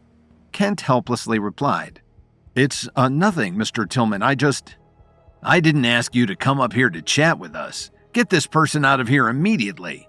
Tyler interrupted him with a sour expression on his face. "Mr. Dawn, you don't know who these people are, do you?" Kent tried to convince him otherwise. "So what? Didn't you hear what I said?" Tyler frowned and asked. Kent Flanders didn't know what to do. How could he have the courage to chase Miles Tillman and these other experts away? Seeing this, Tyler grew impatient and decided, "All right, I won't make things difficult for you. Since you clearly don't want to deal with this matter, then you're fired." Kent initially wanted to say something, but eventually just sighed deeply and left with his tail between his legs. I thought you would have had a more respectable background, but it turns out that you were just part of this hotel's senior management. Since you have made such a move against me, I should return the favor." Miles snarled as he then took out his phone and dialed a number. "I'm on the 17th floor of the Stellar Oasis Hotel. Someone has dared to injure me here. I need some help." After getting off his phone, he stared back at Tyler with an intimidating smile and told him, "If you have the guts, don't leave just yet. Let me get even with you." At the same time, Kevin also silently took out his phone and sent a text. Since they were facing someone from the government's Special Forces Division, there was nothing more appropriate than to ask the Reaper Squad to deal with them. As time passed, the atmosphere in the private room became more tense.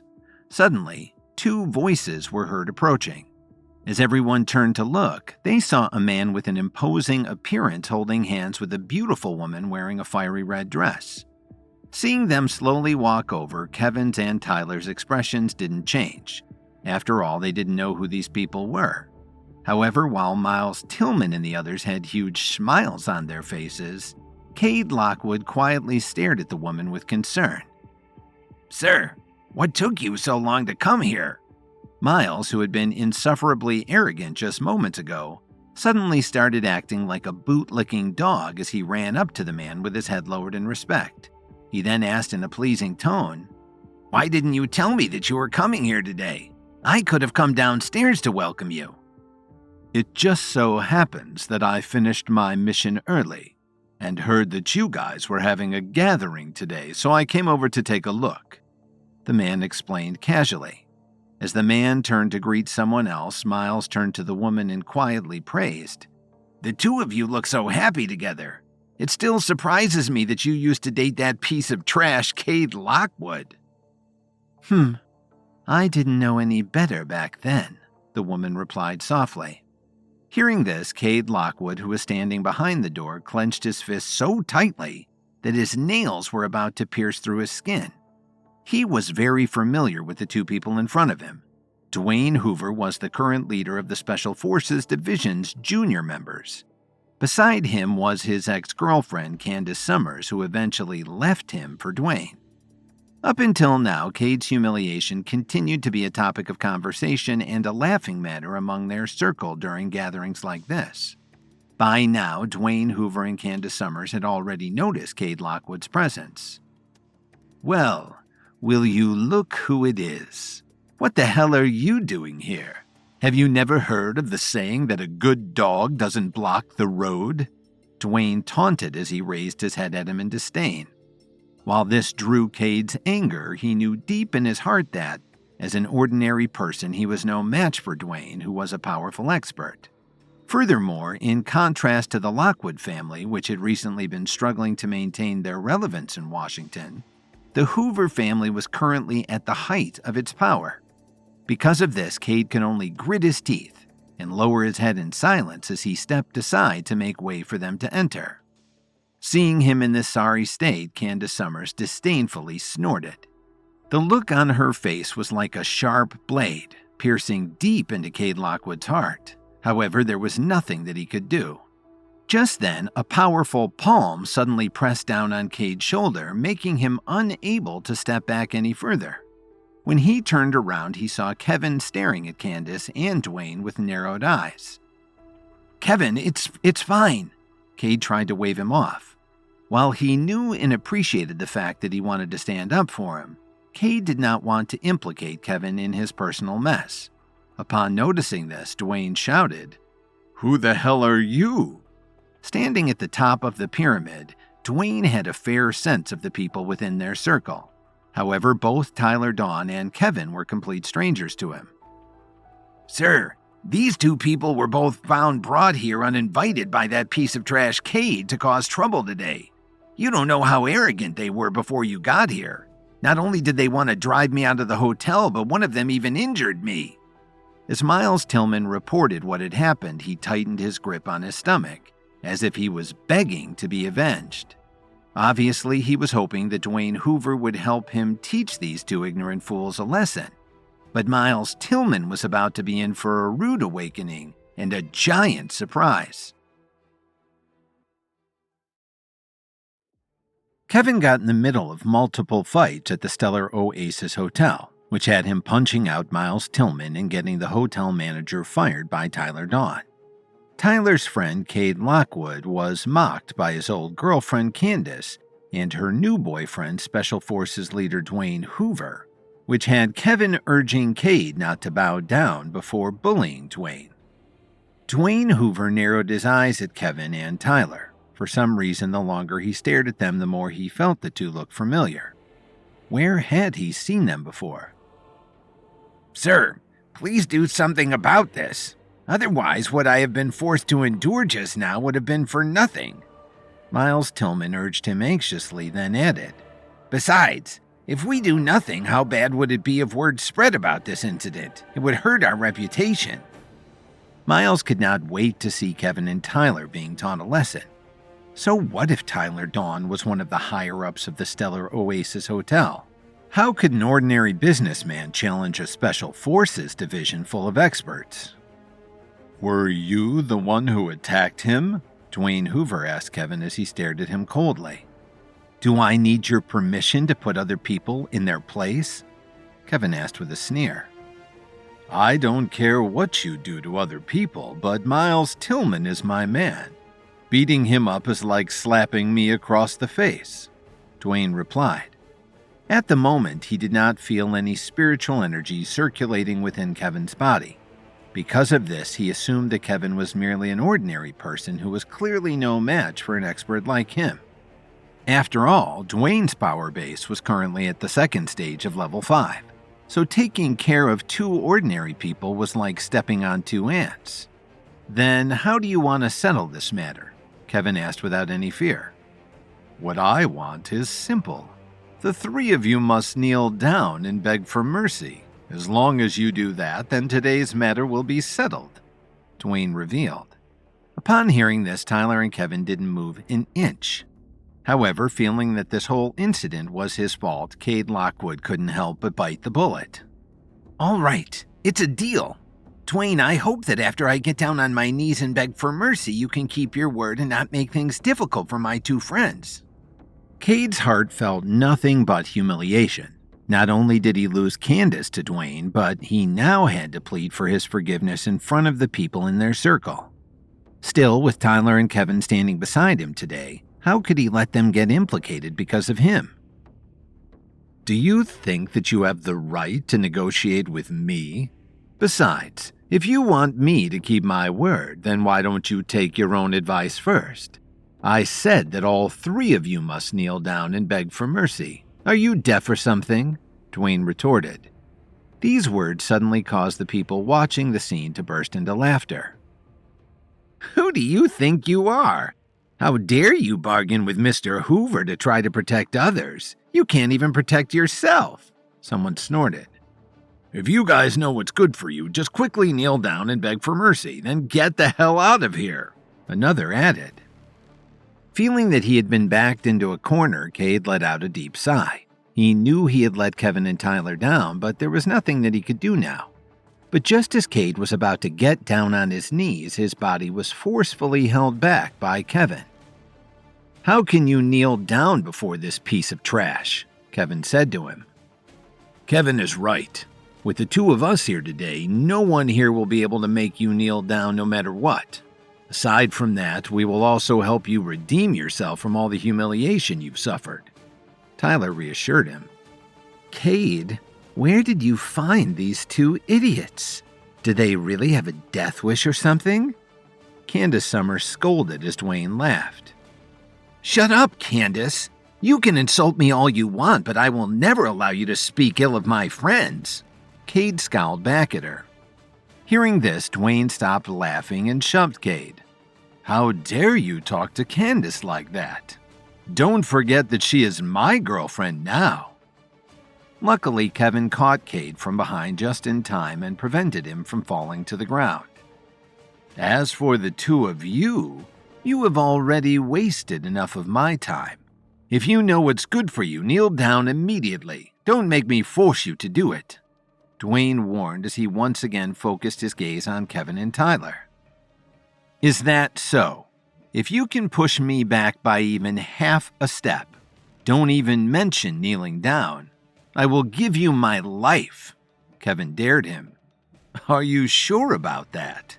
The last person who spoke to me like that ended up in a sorry state. Dwayne laughed boisterously. He seemed to have thought that this was all some kind of joke. The last person who laughed like that in front of me ended up dead for insulting me. Kevin retorted without any hesitation. The smile on Dwayne's face instantly froze when he heard this. A second later, he took a step forward, and his fist carried a fierce wind as he aimed a punch at Kevin's face. Seeing this, Cade closed his eyes and could not bear to watch. Meanwhile, the surrounding people all flashed some excitement on their faces, as if they had already envisioned Kevin being beaten half to death with just one strike. However, at the last second, Dwayne's fist was caught firmly by Kevin. Such an outcome stunned everyone in the private room except for Tyler Dawn. Is that all you've got? Kevin snickered. Dwayne suddenly looked at Kevin with surprise. I couldn't tell that you were an expert until just now. How about this? As long as you are willing to serve under my command, I will guarantee you a high-ranking position in my Special Forces team. What do you say? Dwayne offered. Everyone besides Kevin had envious expressions on their faces.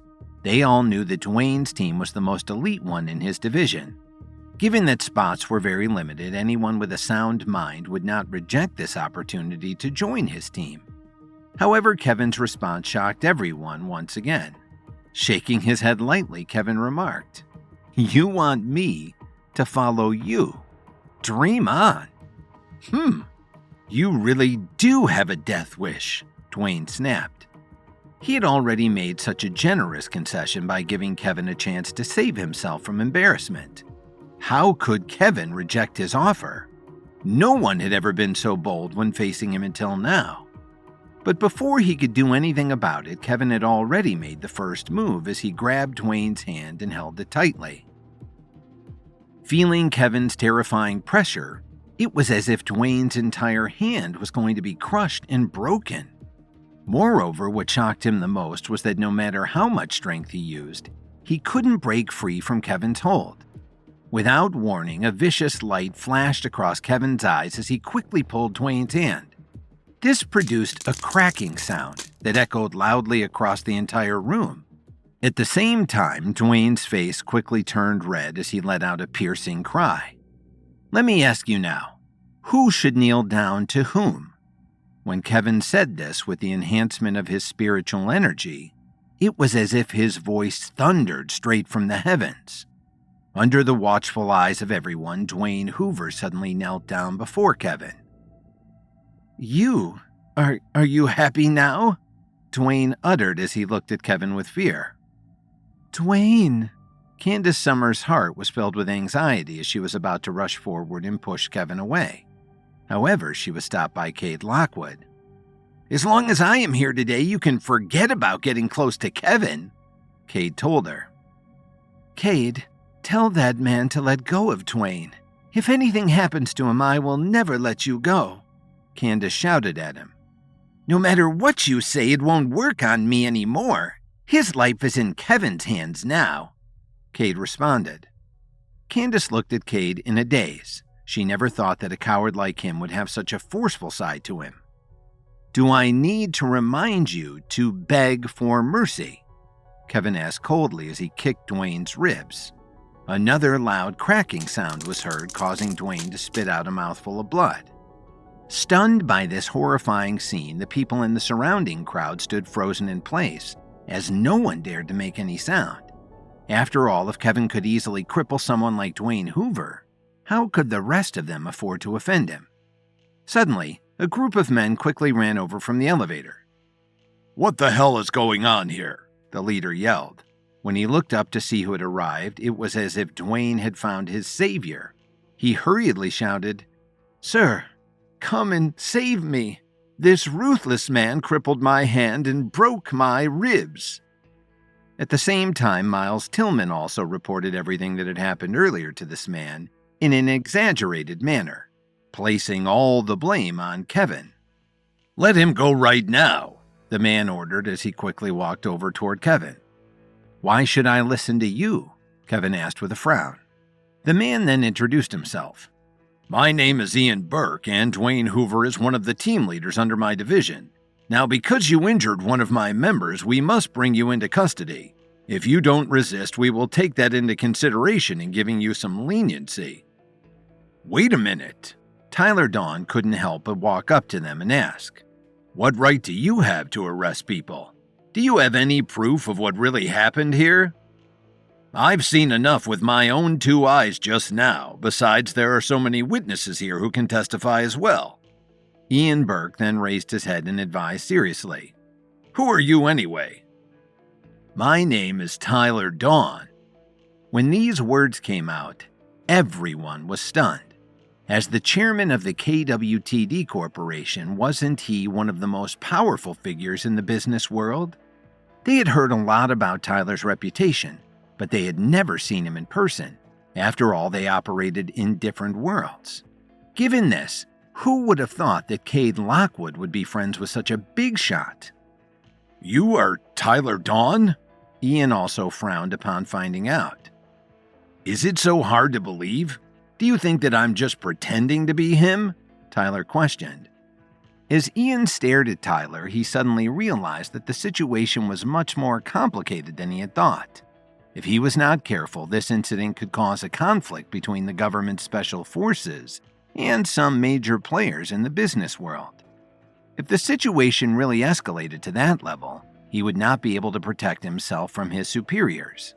At the same time, even though he knew very well that these young people were sometimes too reckless and immature, he felt like he needed to stand up for his members, especially Dwayne Hoover and Miles Tillman.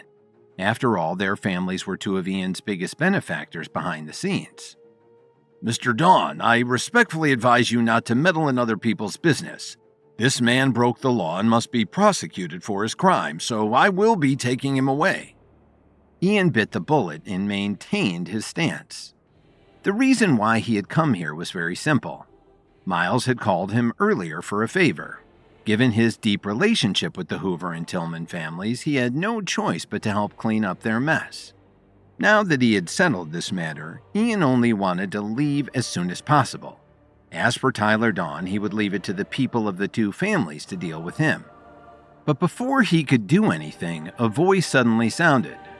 "Mr. Burke, it's good to see that someone has taken charge of the situation before I got here." Everyone looked over and saw a young man slowly walking over with two others. Seeing this person, Kevin slowly let go of Dwayne's crippled hand. "Who are you?" Ian asked cautiously. "Take a good look for yourself." The man took out a small booklet and threw it to Ian Burke. He then came over to Kevin and asked, "Are you all right?" "If you had arrived a little later, I'm not so sure," Kevin replied snappily. Who else could speak to Kevin in such a way? It was none other than Stanley Cooper from the Reaper Squad, and the reason he came here today was because of Kevin's text message earlier. The battle at the Stellar Oasis Hotel had the crowd at first thinking Dwayne Hoover was going to humiliate Kevin, Cade, and Tyler. Until all saw Kevin had powers, and that Tyler was a famous businessman. Dwayne tried to cut a deal with Kevin, but then had to call in his superior, Ian Burke. But Kevin had beckoned Stanley Cooper of the Reaper Squad, who put an end to the fight and tossed Ian Burke a book that would settle matters once and for all. Looking at the booklet in his hand, Ian Burke froze on the spot. His eyes were wide open with shock, and his body couldn't help but tremble. "Now that you know who I am, can I have my booklet back?" Stanley Cooper said as he reached out his hand. Of course, sir." Ian's hands trembled as he respectfully returned the booklet to him. Hearing this exchange, everyone in the private room was left stunned once again. If Ian Burke had to address him so formally, it could only mean that this person was ranked above him. "I will take charge of matters here. You can leave now," Stanley told him casually as he put the booklet back in his pocket. However, Ian seemed reluctant to leave. He then pointed at Kevin and uttered, "Sir, this person seriously injured a member of my division. I should take him back into custody immediately for interrogation." The current situation was very clear. If he left, the ones who would suffer today would definitely be Miles Tillman and Dwayne Hoover. In that case, how would he explain himself to their families? Ian couldn't afford to lose his biggest benefactors. "How dare you?" Stanley's face instantly turned completely gloomy. He then added, "Do you not know who this man is? He is one of the higher-ups of the Reaper Squad." Dwayne's face turned pale. After all, both his team and their entire Special Forces division were under the command of the Reaper Squad. How could he and the others have offended one of their superiors? Just as Ian was about to say something, Stanley spoke first and scolded. "Didn't you hear what I just said earlier? I'll handle things from here." No matter how unwilling he was to accept this, Ian did not dare to offend Stanley or Kevin any further. He could only leave the scene with his tail between his legs. After Ian Burke and his men left, the rest of the people's gazes stopped on Stanley Cooper. "Dwayne Hoover, I looked into your record on the way here.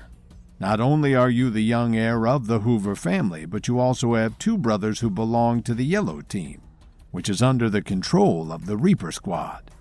Stanley recounted as he crossed his arms in front of his chest. Dwayne Hoover couldn't look Stanley in the eye.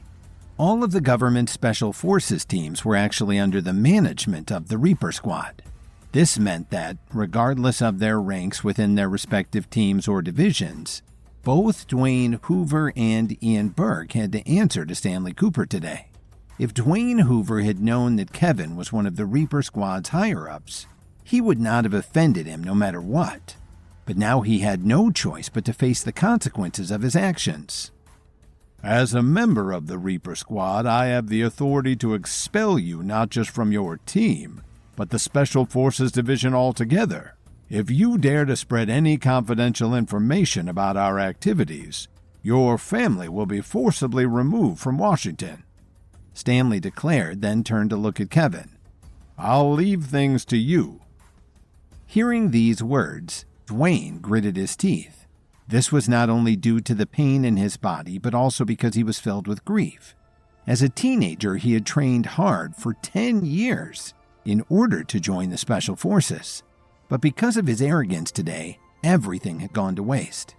Moreover, by jeopardizing his future, he feared that his family would no longer value him compared to his brothers, who remained on the Yellow Team. "Well, what are you waiting for?" Kevin asked Cade without changing his expression. "What do you mean?" Cade scratched his head, puzzled by what Kevin meant. "You have suffered so much humiliation in the past, and now it's finally time for you to get back at him." Kevin then added, "Do you want these people to bully you for the rest of your life?" Suddenly, everyone stared at Cade, not daring to believe that this man would one day turn the tables against them. Ever since Candace Summers had left Cade for him, Dwayne made it a point to rub it in his face each time they saw each other, making him the object of ridicule among their circle. As past incidents played like scenes from a movie in Cade's mind, all of the anger that he had kept bottled up inside this entire time slowly resurfaced as he balled his trembling hands into fists.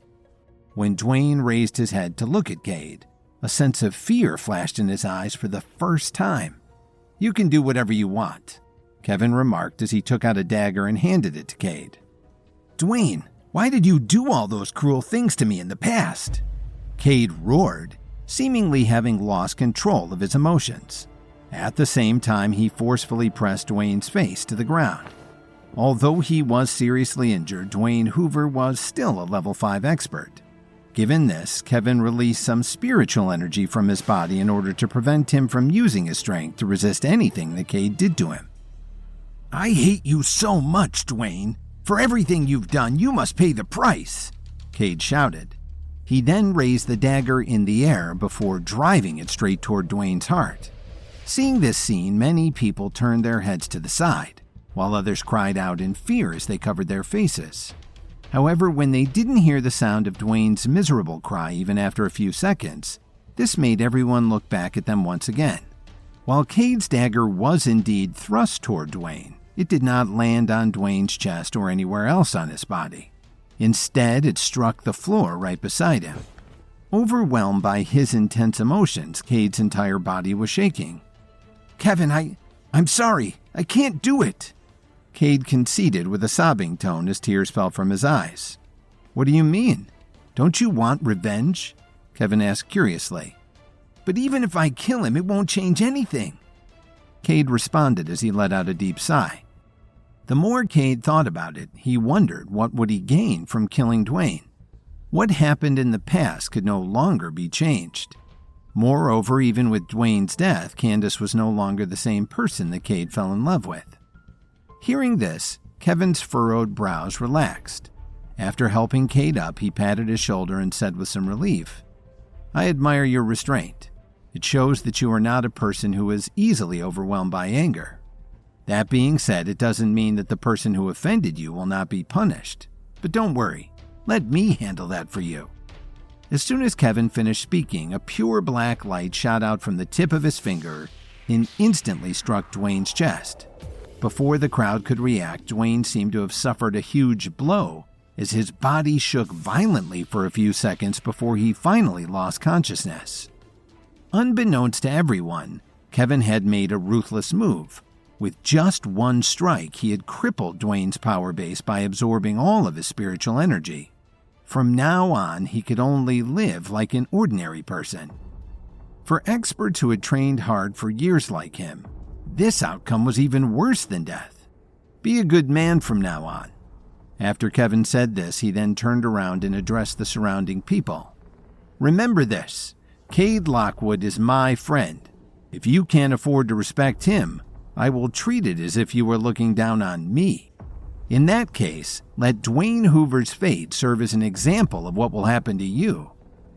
Upon hearing this, everyone in the crowd immediately understood that Cade's status had risen all the way up to the top of their circle. All of a sudden, these people came forward one after another and fawned over Cade Lockwood like dogs. Faced with this outpour of praise and attention, Cade naturally didn't reject them. At the same time, he felt extremely grateful to Kevin for turning his misfortunes around. As for Candace Summers, she stood all alone at the door, staring at Cade.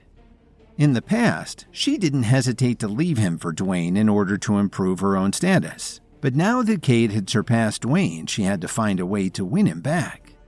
Given this, Candace gently bit her lip and slowly walked in front of Cade.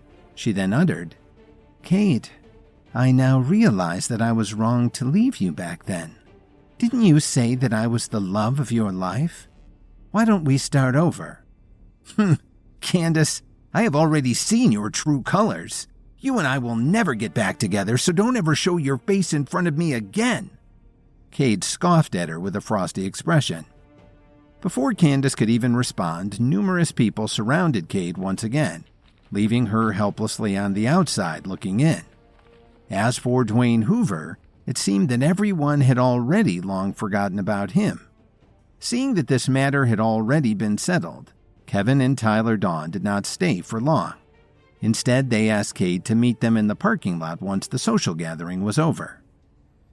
Back in the CEO's office of the Williams Company in Chicago, Emo Squire had just sent a police officer away after speaking with him regarding Enzo Forbes' murder. At that moment, Lily was sitting in her chair with her hands on the back of her head. At the same time, Gilbert Rhodes and the others' expressions were all very gloomy. They were all thinking of the same thing. Besides Dalton Steele, who else would dare to lay a finger on the people of the Williams Company?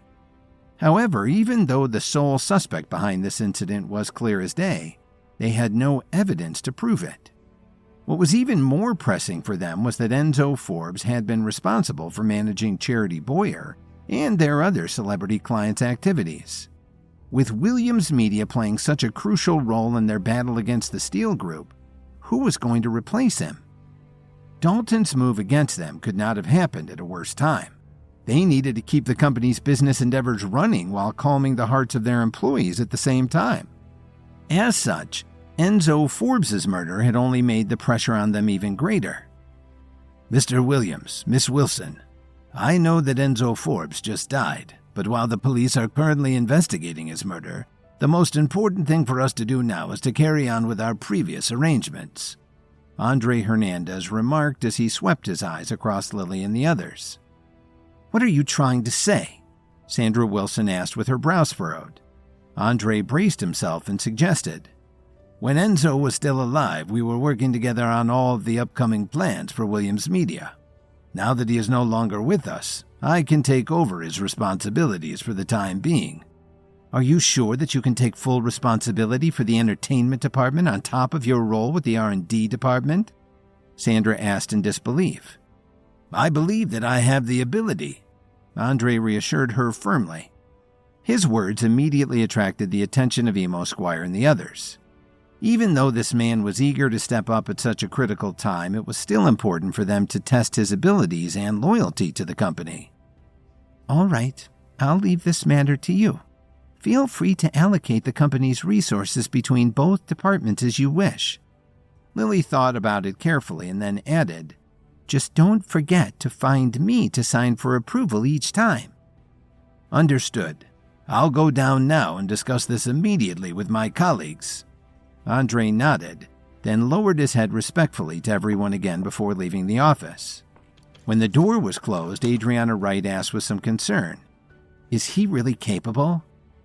"Andre Hernandez has been with the company for a long time. He knows what he's doing," Sandra replied. "Still, we have to be careful. Either he is sincerely thinking about the company's success or he is secretly plotting its downfall," Emo warned with a stern expression. Meanwhile, in the Steele family's mansion, Ethan Williams showed his phone to Dalton after receiving a text message. "Looks like our plan will succeed. At this point, we only need to wait for the Williams Company to dig its own grave.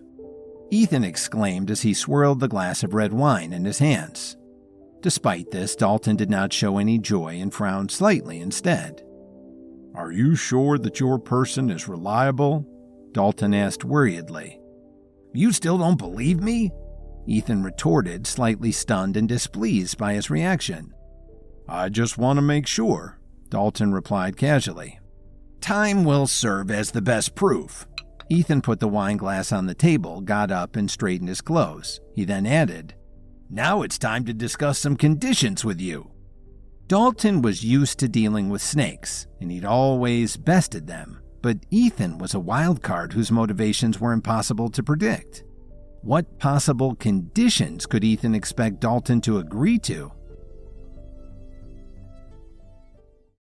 In the wake of Enzo Forbes' murder, Lily and the others all knew that Dalton Steele was behind this. However, they had no evidence to implicate him. As they pondered how to push through with the company's upcoming plans while reassuring their employees, Andre Hernandez suddenly offered to take on Enzo's responsibilities within Williams Media. Meanwhile, at the Steele family's mansion, Ethan Williams proudly showed Dalton Steele a text message from Andre, updating them about the situation. However, when Dalton cast doubt on whether this scheme would work, Ethan confidently insisted that they had nothing to worry about before mentioning that he wanted to discuss certain terms with him. There's no such thing as a free lunch. Ethan Williams was not the kind of person who would offer to help others without asking for anything in return. On the contrary, he always did things for his own interests. "What makes you think that you have the right to negotiate with me?" Dalton scoffed. "I didn't mention anything before because I had yet to prove myself to you.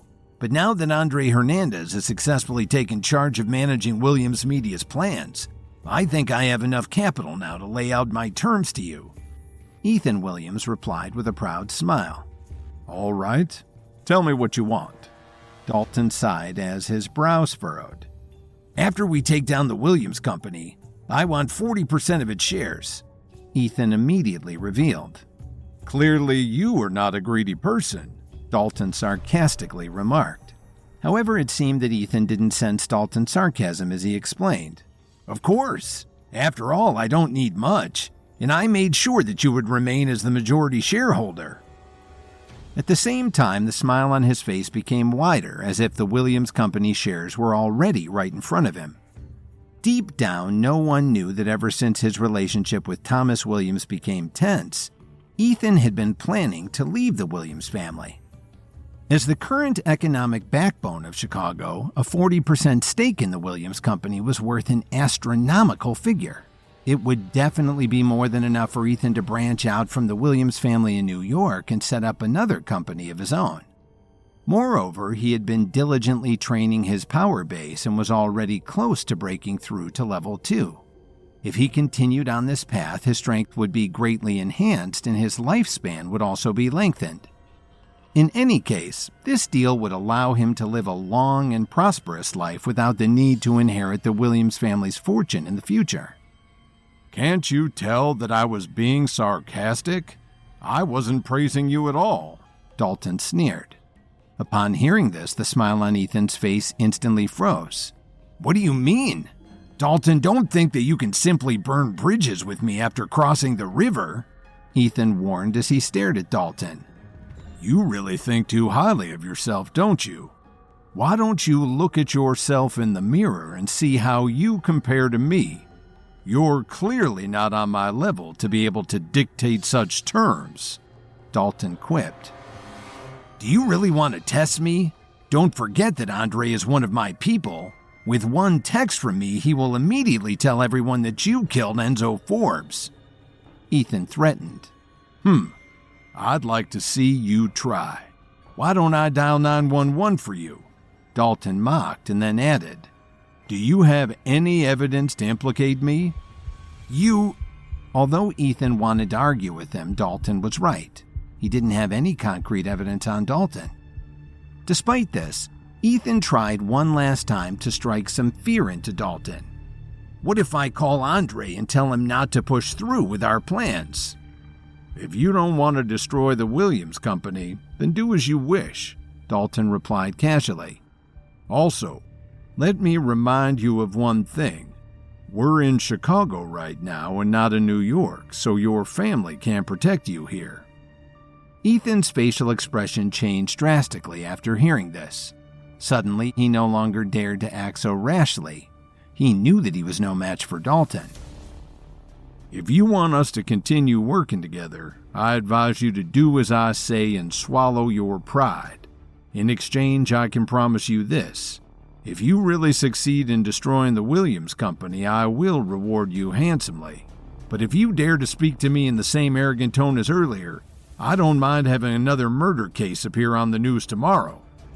Dalton cautioned as he forcefully slammed his hands on the table. In the parking lot of Washington's Stellar Oasis Hotel, Cade Lockwood had just bid farewell to a group of people and walked over to a white Porsche. At the moment, Cade was in a very good mood. It had been many years since he had last enjoyed the company of his peers. Now that he had redeemed himself, all of the gloominess in his heart was quickly swept away, and he could finally move on with his head held high once again. As for Dwayne Hoover, the hotel staff had already called for an ambulance earlier to send him to the hospital. After getting into the car, Cade immediately straightened his attitude and sincerely greeted the two people sitting in the front. Tyler, Kevin. While waiting for him, Kevin and Tyler Dawn decided to pass the time by debating what Cade's demeanor would look like after his social gathering was over. Tyler believed that Cade would still feel like he was treading on thin ice. After all, his sudden jump from the lowest point of his life to the peak of his existence might be too big of a change for him to quickly adapt to in such a short period of time. However, Kevin felt that Cade would be glowing right off the bat after being given a new lease on his life. Reality proved that Kevin's optimism was well-founded. After finding out about their friendly bed, Cade scratched his head awkwardly. There's nothing to be embarrassed about. It's natural for you to feel happy about your current situation. I'm just glad that I was able to help you as a friend. Kevin reassured him with a smile. Kevin, I really can't thank you enough for what you did for me today, Cade said earnestly, then added, If it's all right with the two of you, why don't we go to my place? I would like you to meet my father.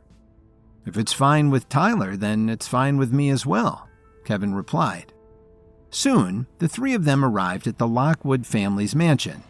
On the way, Cade called his father and excitedly told him about what had happened earlier. So as soon as Kevin and Tyler got out of the car, 5 or 6 people immediately came to give them a warm welcome. Welcome to our home, Mr. Williams and Mr. Dawn. The Lockwood family is truly honored by your presence. Kirk Lockwood, who was dressed in a suit, greeted them eagerly. Mr. Lockwood, you don't have to do this. After all, you are a military officer, and I'm just a nobody, Kevin replied humbly. Nonsense. Anyway, this is not the place to talk. Follow me. Kirk gestured as he invited the two of them into the mansion. Please, enjoy some coffee. It's nothing expensive, so please don't take offense, Kirk remarked with a coy smile. You're too modest, Mr. Lockwood. What I value is not the quality of the coffee itself, but the company that I'm with while I'm drinking it. Kevin smiled and picked up the cup of coffee to take a sip. However, the bitter taste instantly made him want to take back what he had just said. This coffee was indeed not good. Mr. Williams, you really have a way with words, Kirk observed, then uttered with gratitude. By the way, I heard about what happened at the Stellar Oasis Hotel earlier. Thank you so much for helping my son. Since you have already brought up this matter, I have 2 questions that I would like to ask, Kevin continued. The Lockwood family has a long line of military officers who have served our country. Logically speaking, you shouldn't be inferior to other families. Why would Cade be bullied by others? Also, since Tyler has a close relationship with the Lockwood family, why are you still experiencing something of a downturn at the moment? Hearing this, Tyler's facial expression changed slightly. However, he just subtly pushed up the glasses on the bridge of his nose and didn't say anything. At the same time, Kirk was stunned for a moment, and the smile on his face gradually turned into a complicated look. Mr. Williams, I am ashamed to admit that this is all of our fault. We did not manage to protect our family's legacy well enough," Kirk replied with some bitterness. He then continued, "Besides, given our family's foothold in the military, if we work with Mr. Dawn, I'm afraid that those with ulterior motives will accuse us of using our connections to manipulate the economy, which will bring him unnecessary trouble." Kevin slowly put down the cup in his hand and looked up at Kirk intently. After a while, Kevin slowly said, "Mr. Lockwood, it seems that you are treating me like a fool." "Mr. Williams, where is this coming from?" Kirk asked in surprise. As one of Washington's core families, no matter how useless the Lockwood's family's descendants are, you shouldn't fall so badly. After all, the fortune of the Lockwood family surges along with the economy. Even if you can't maintain your status as one of Washington's top families, it wouldn't be a problem for you to live comfortably for generations to come. Kevin paused for a moment and continued. "However, it seems that you are indeed being watched in secret by people who are trying to suppress your family." As soon as he finished speaking, everyone's eyes fell upon Kevin. Both Kirk and Cade Lockwood were stunned. How was Kevin able to guess their family's true situation with just a few words? "Why don't you tell me more about this matter?" Kevin asked. "You are indeed a smart man, Mr. Williams. Since it has come to this, I do not need to hide anything from you." Kirk sighed deeply, then continued. "I wonder if you have heard about the conflict between the Mavericks and the Rangers?" "Yes, I have heard a little bit about it." Kevin's eyes suddenly flashed with curiosity. "Back when the two factions first formed and started fighting with one another, the Lockwood family was at its peak. Given this, my father was actually a founding member of the Mavericks. But as time went on, he realized that the Mavericks caused harm to society," Kirk explained. Kevin frowned slightly and asked, "From what I know, the Mavericks want to develop powerful experts for the country. If they succeed, the military will certainly become several times stronger. Wouldn't that be great?" "If it is truly a matter of pure benefit and no harm, then why did the Mavericks not openly announce these plans to the public? And why would the Rangers vehemently oppose them?" Kirk asked seriously. Kirk was right. If it was really a good thing, why would there be any objections? "Don't forget that in order to create a genetically enhanced army, the Mavericks forcefully extract the blood of an expert and insert it into fellow experts or ordinary people that they capture. Moreover, after many years of conducting experiments, how many of these test subjects have died? If people found out about this, what kind of reaction would they have? And if they succeed, will the government's higher-ups still be able to stop them?" Kirk asked again. With these words, Kevin immediately sank into deep thought. Indeed, no one was willing to surrender the power base that they had painstakingly developed for many years, especially if it would cost them their lives.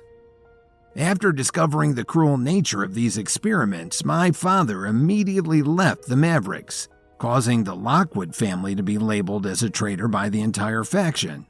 Subsequently, due to our previous association with the Mavericks, the Rangers are also unwilling to accept us into their fold." Kirk let out a long sigh and added, "At the same time, the number of people in Washington who are able to suppress us in other aspects has also gradually increased. That's why the Lockwood family is in such a sorry state today." As Kevin stared at Kirk Lockwood, he couldn't help but sympathize a little bit with the Lockwood family. After all, they were only trying to do the right thing. Even if the Rangers weren't willing to accept them, he couldn't allow the Mavericks to make their lives difficult. Given this, Kevin licked his lips and slowly asked, "Mr. Lockwood, if I give your family a chance to soar again, are you willing to accept the risks involved with it?" "I understand, and I accept your offer." Kirk agreed without any hesitation, then added, "By the way, I also heard about your business consortium from Tyler. If you don't mind, I would like to know more about it." "Okay, it's a deal." Kevin initially didn't want to get involved in the battle between the Mavericks and the Rangers, but now that he'd seen the extent of evil the Mavericks spread over the people of DC, he was eager to squash them forever.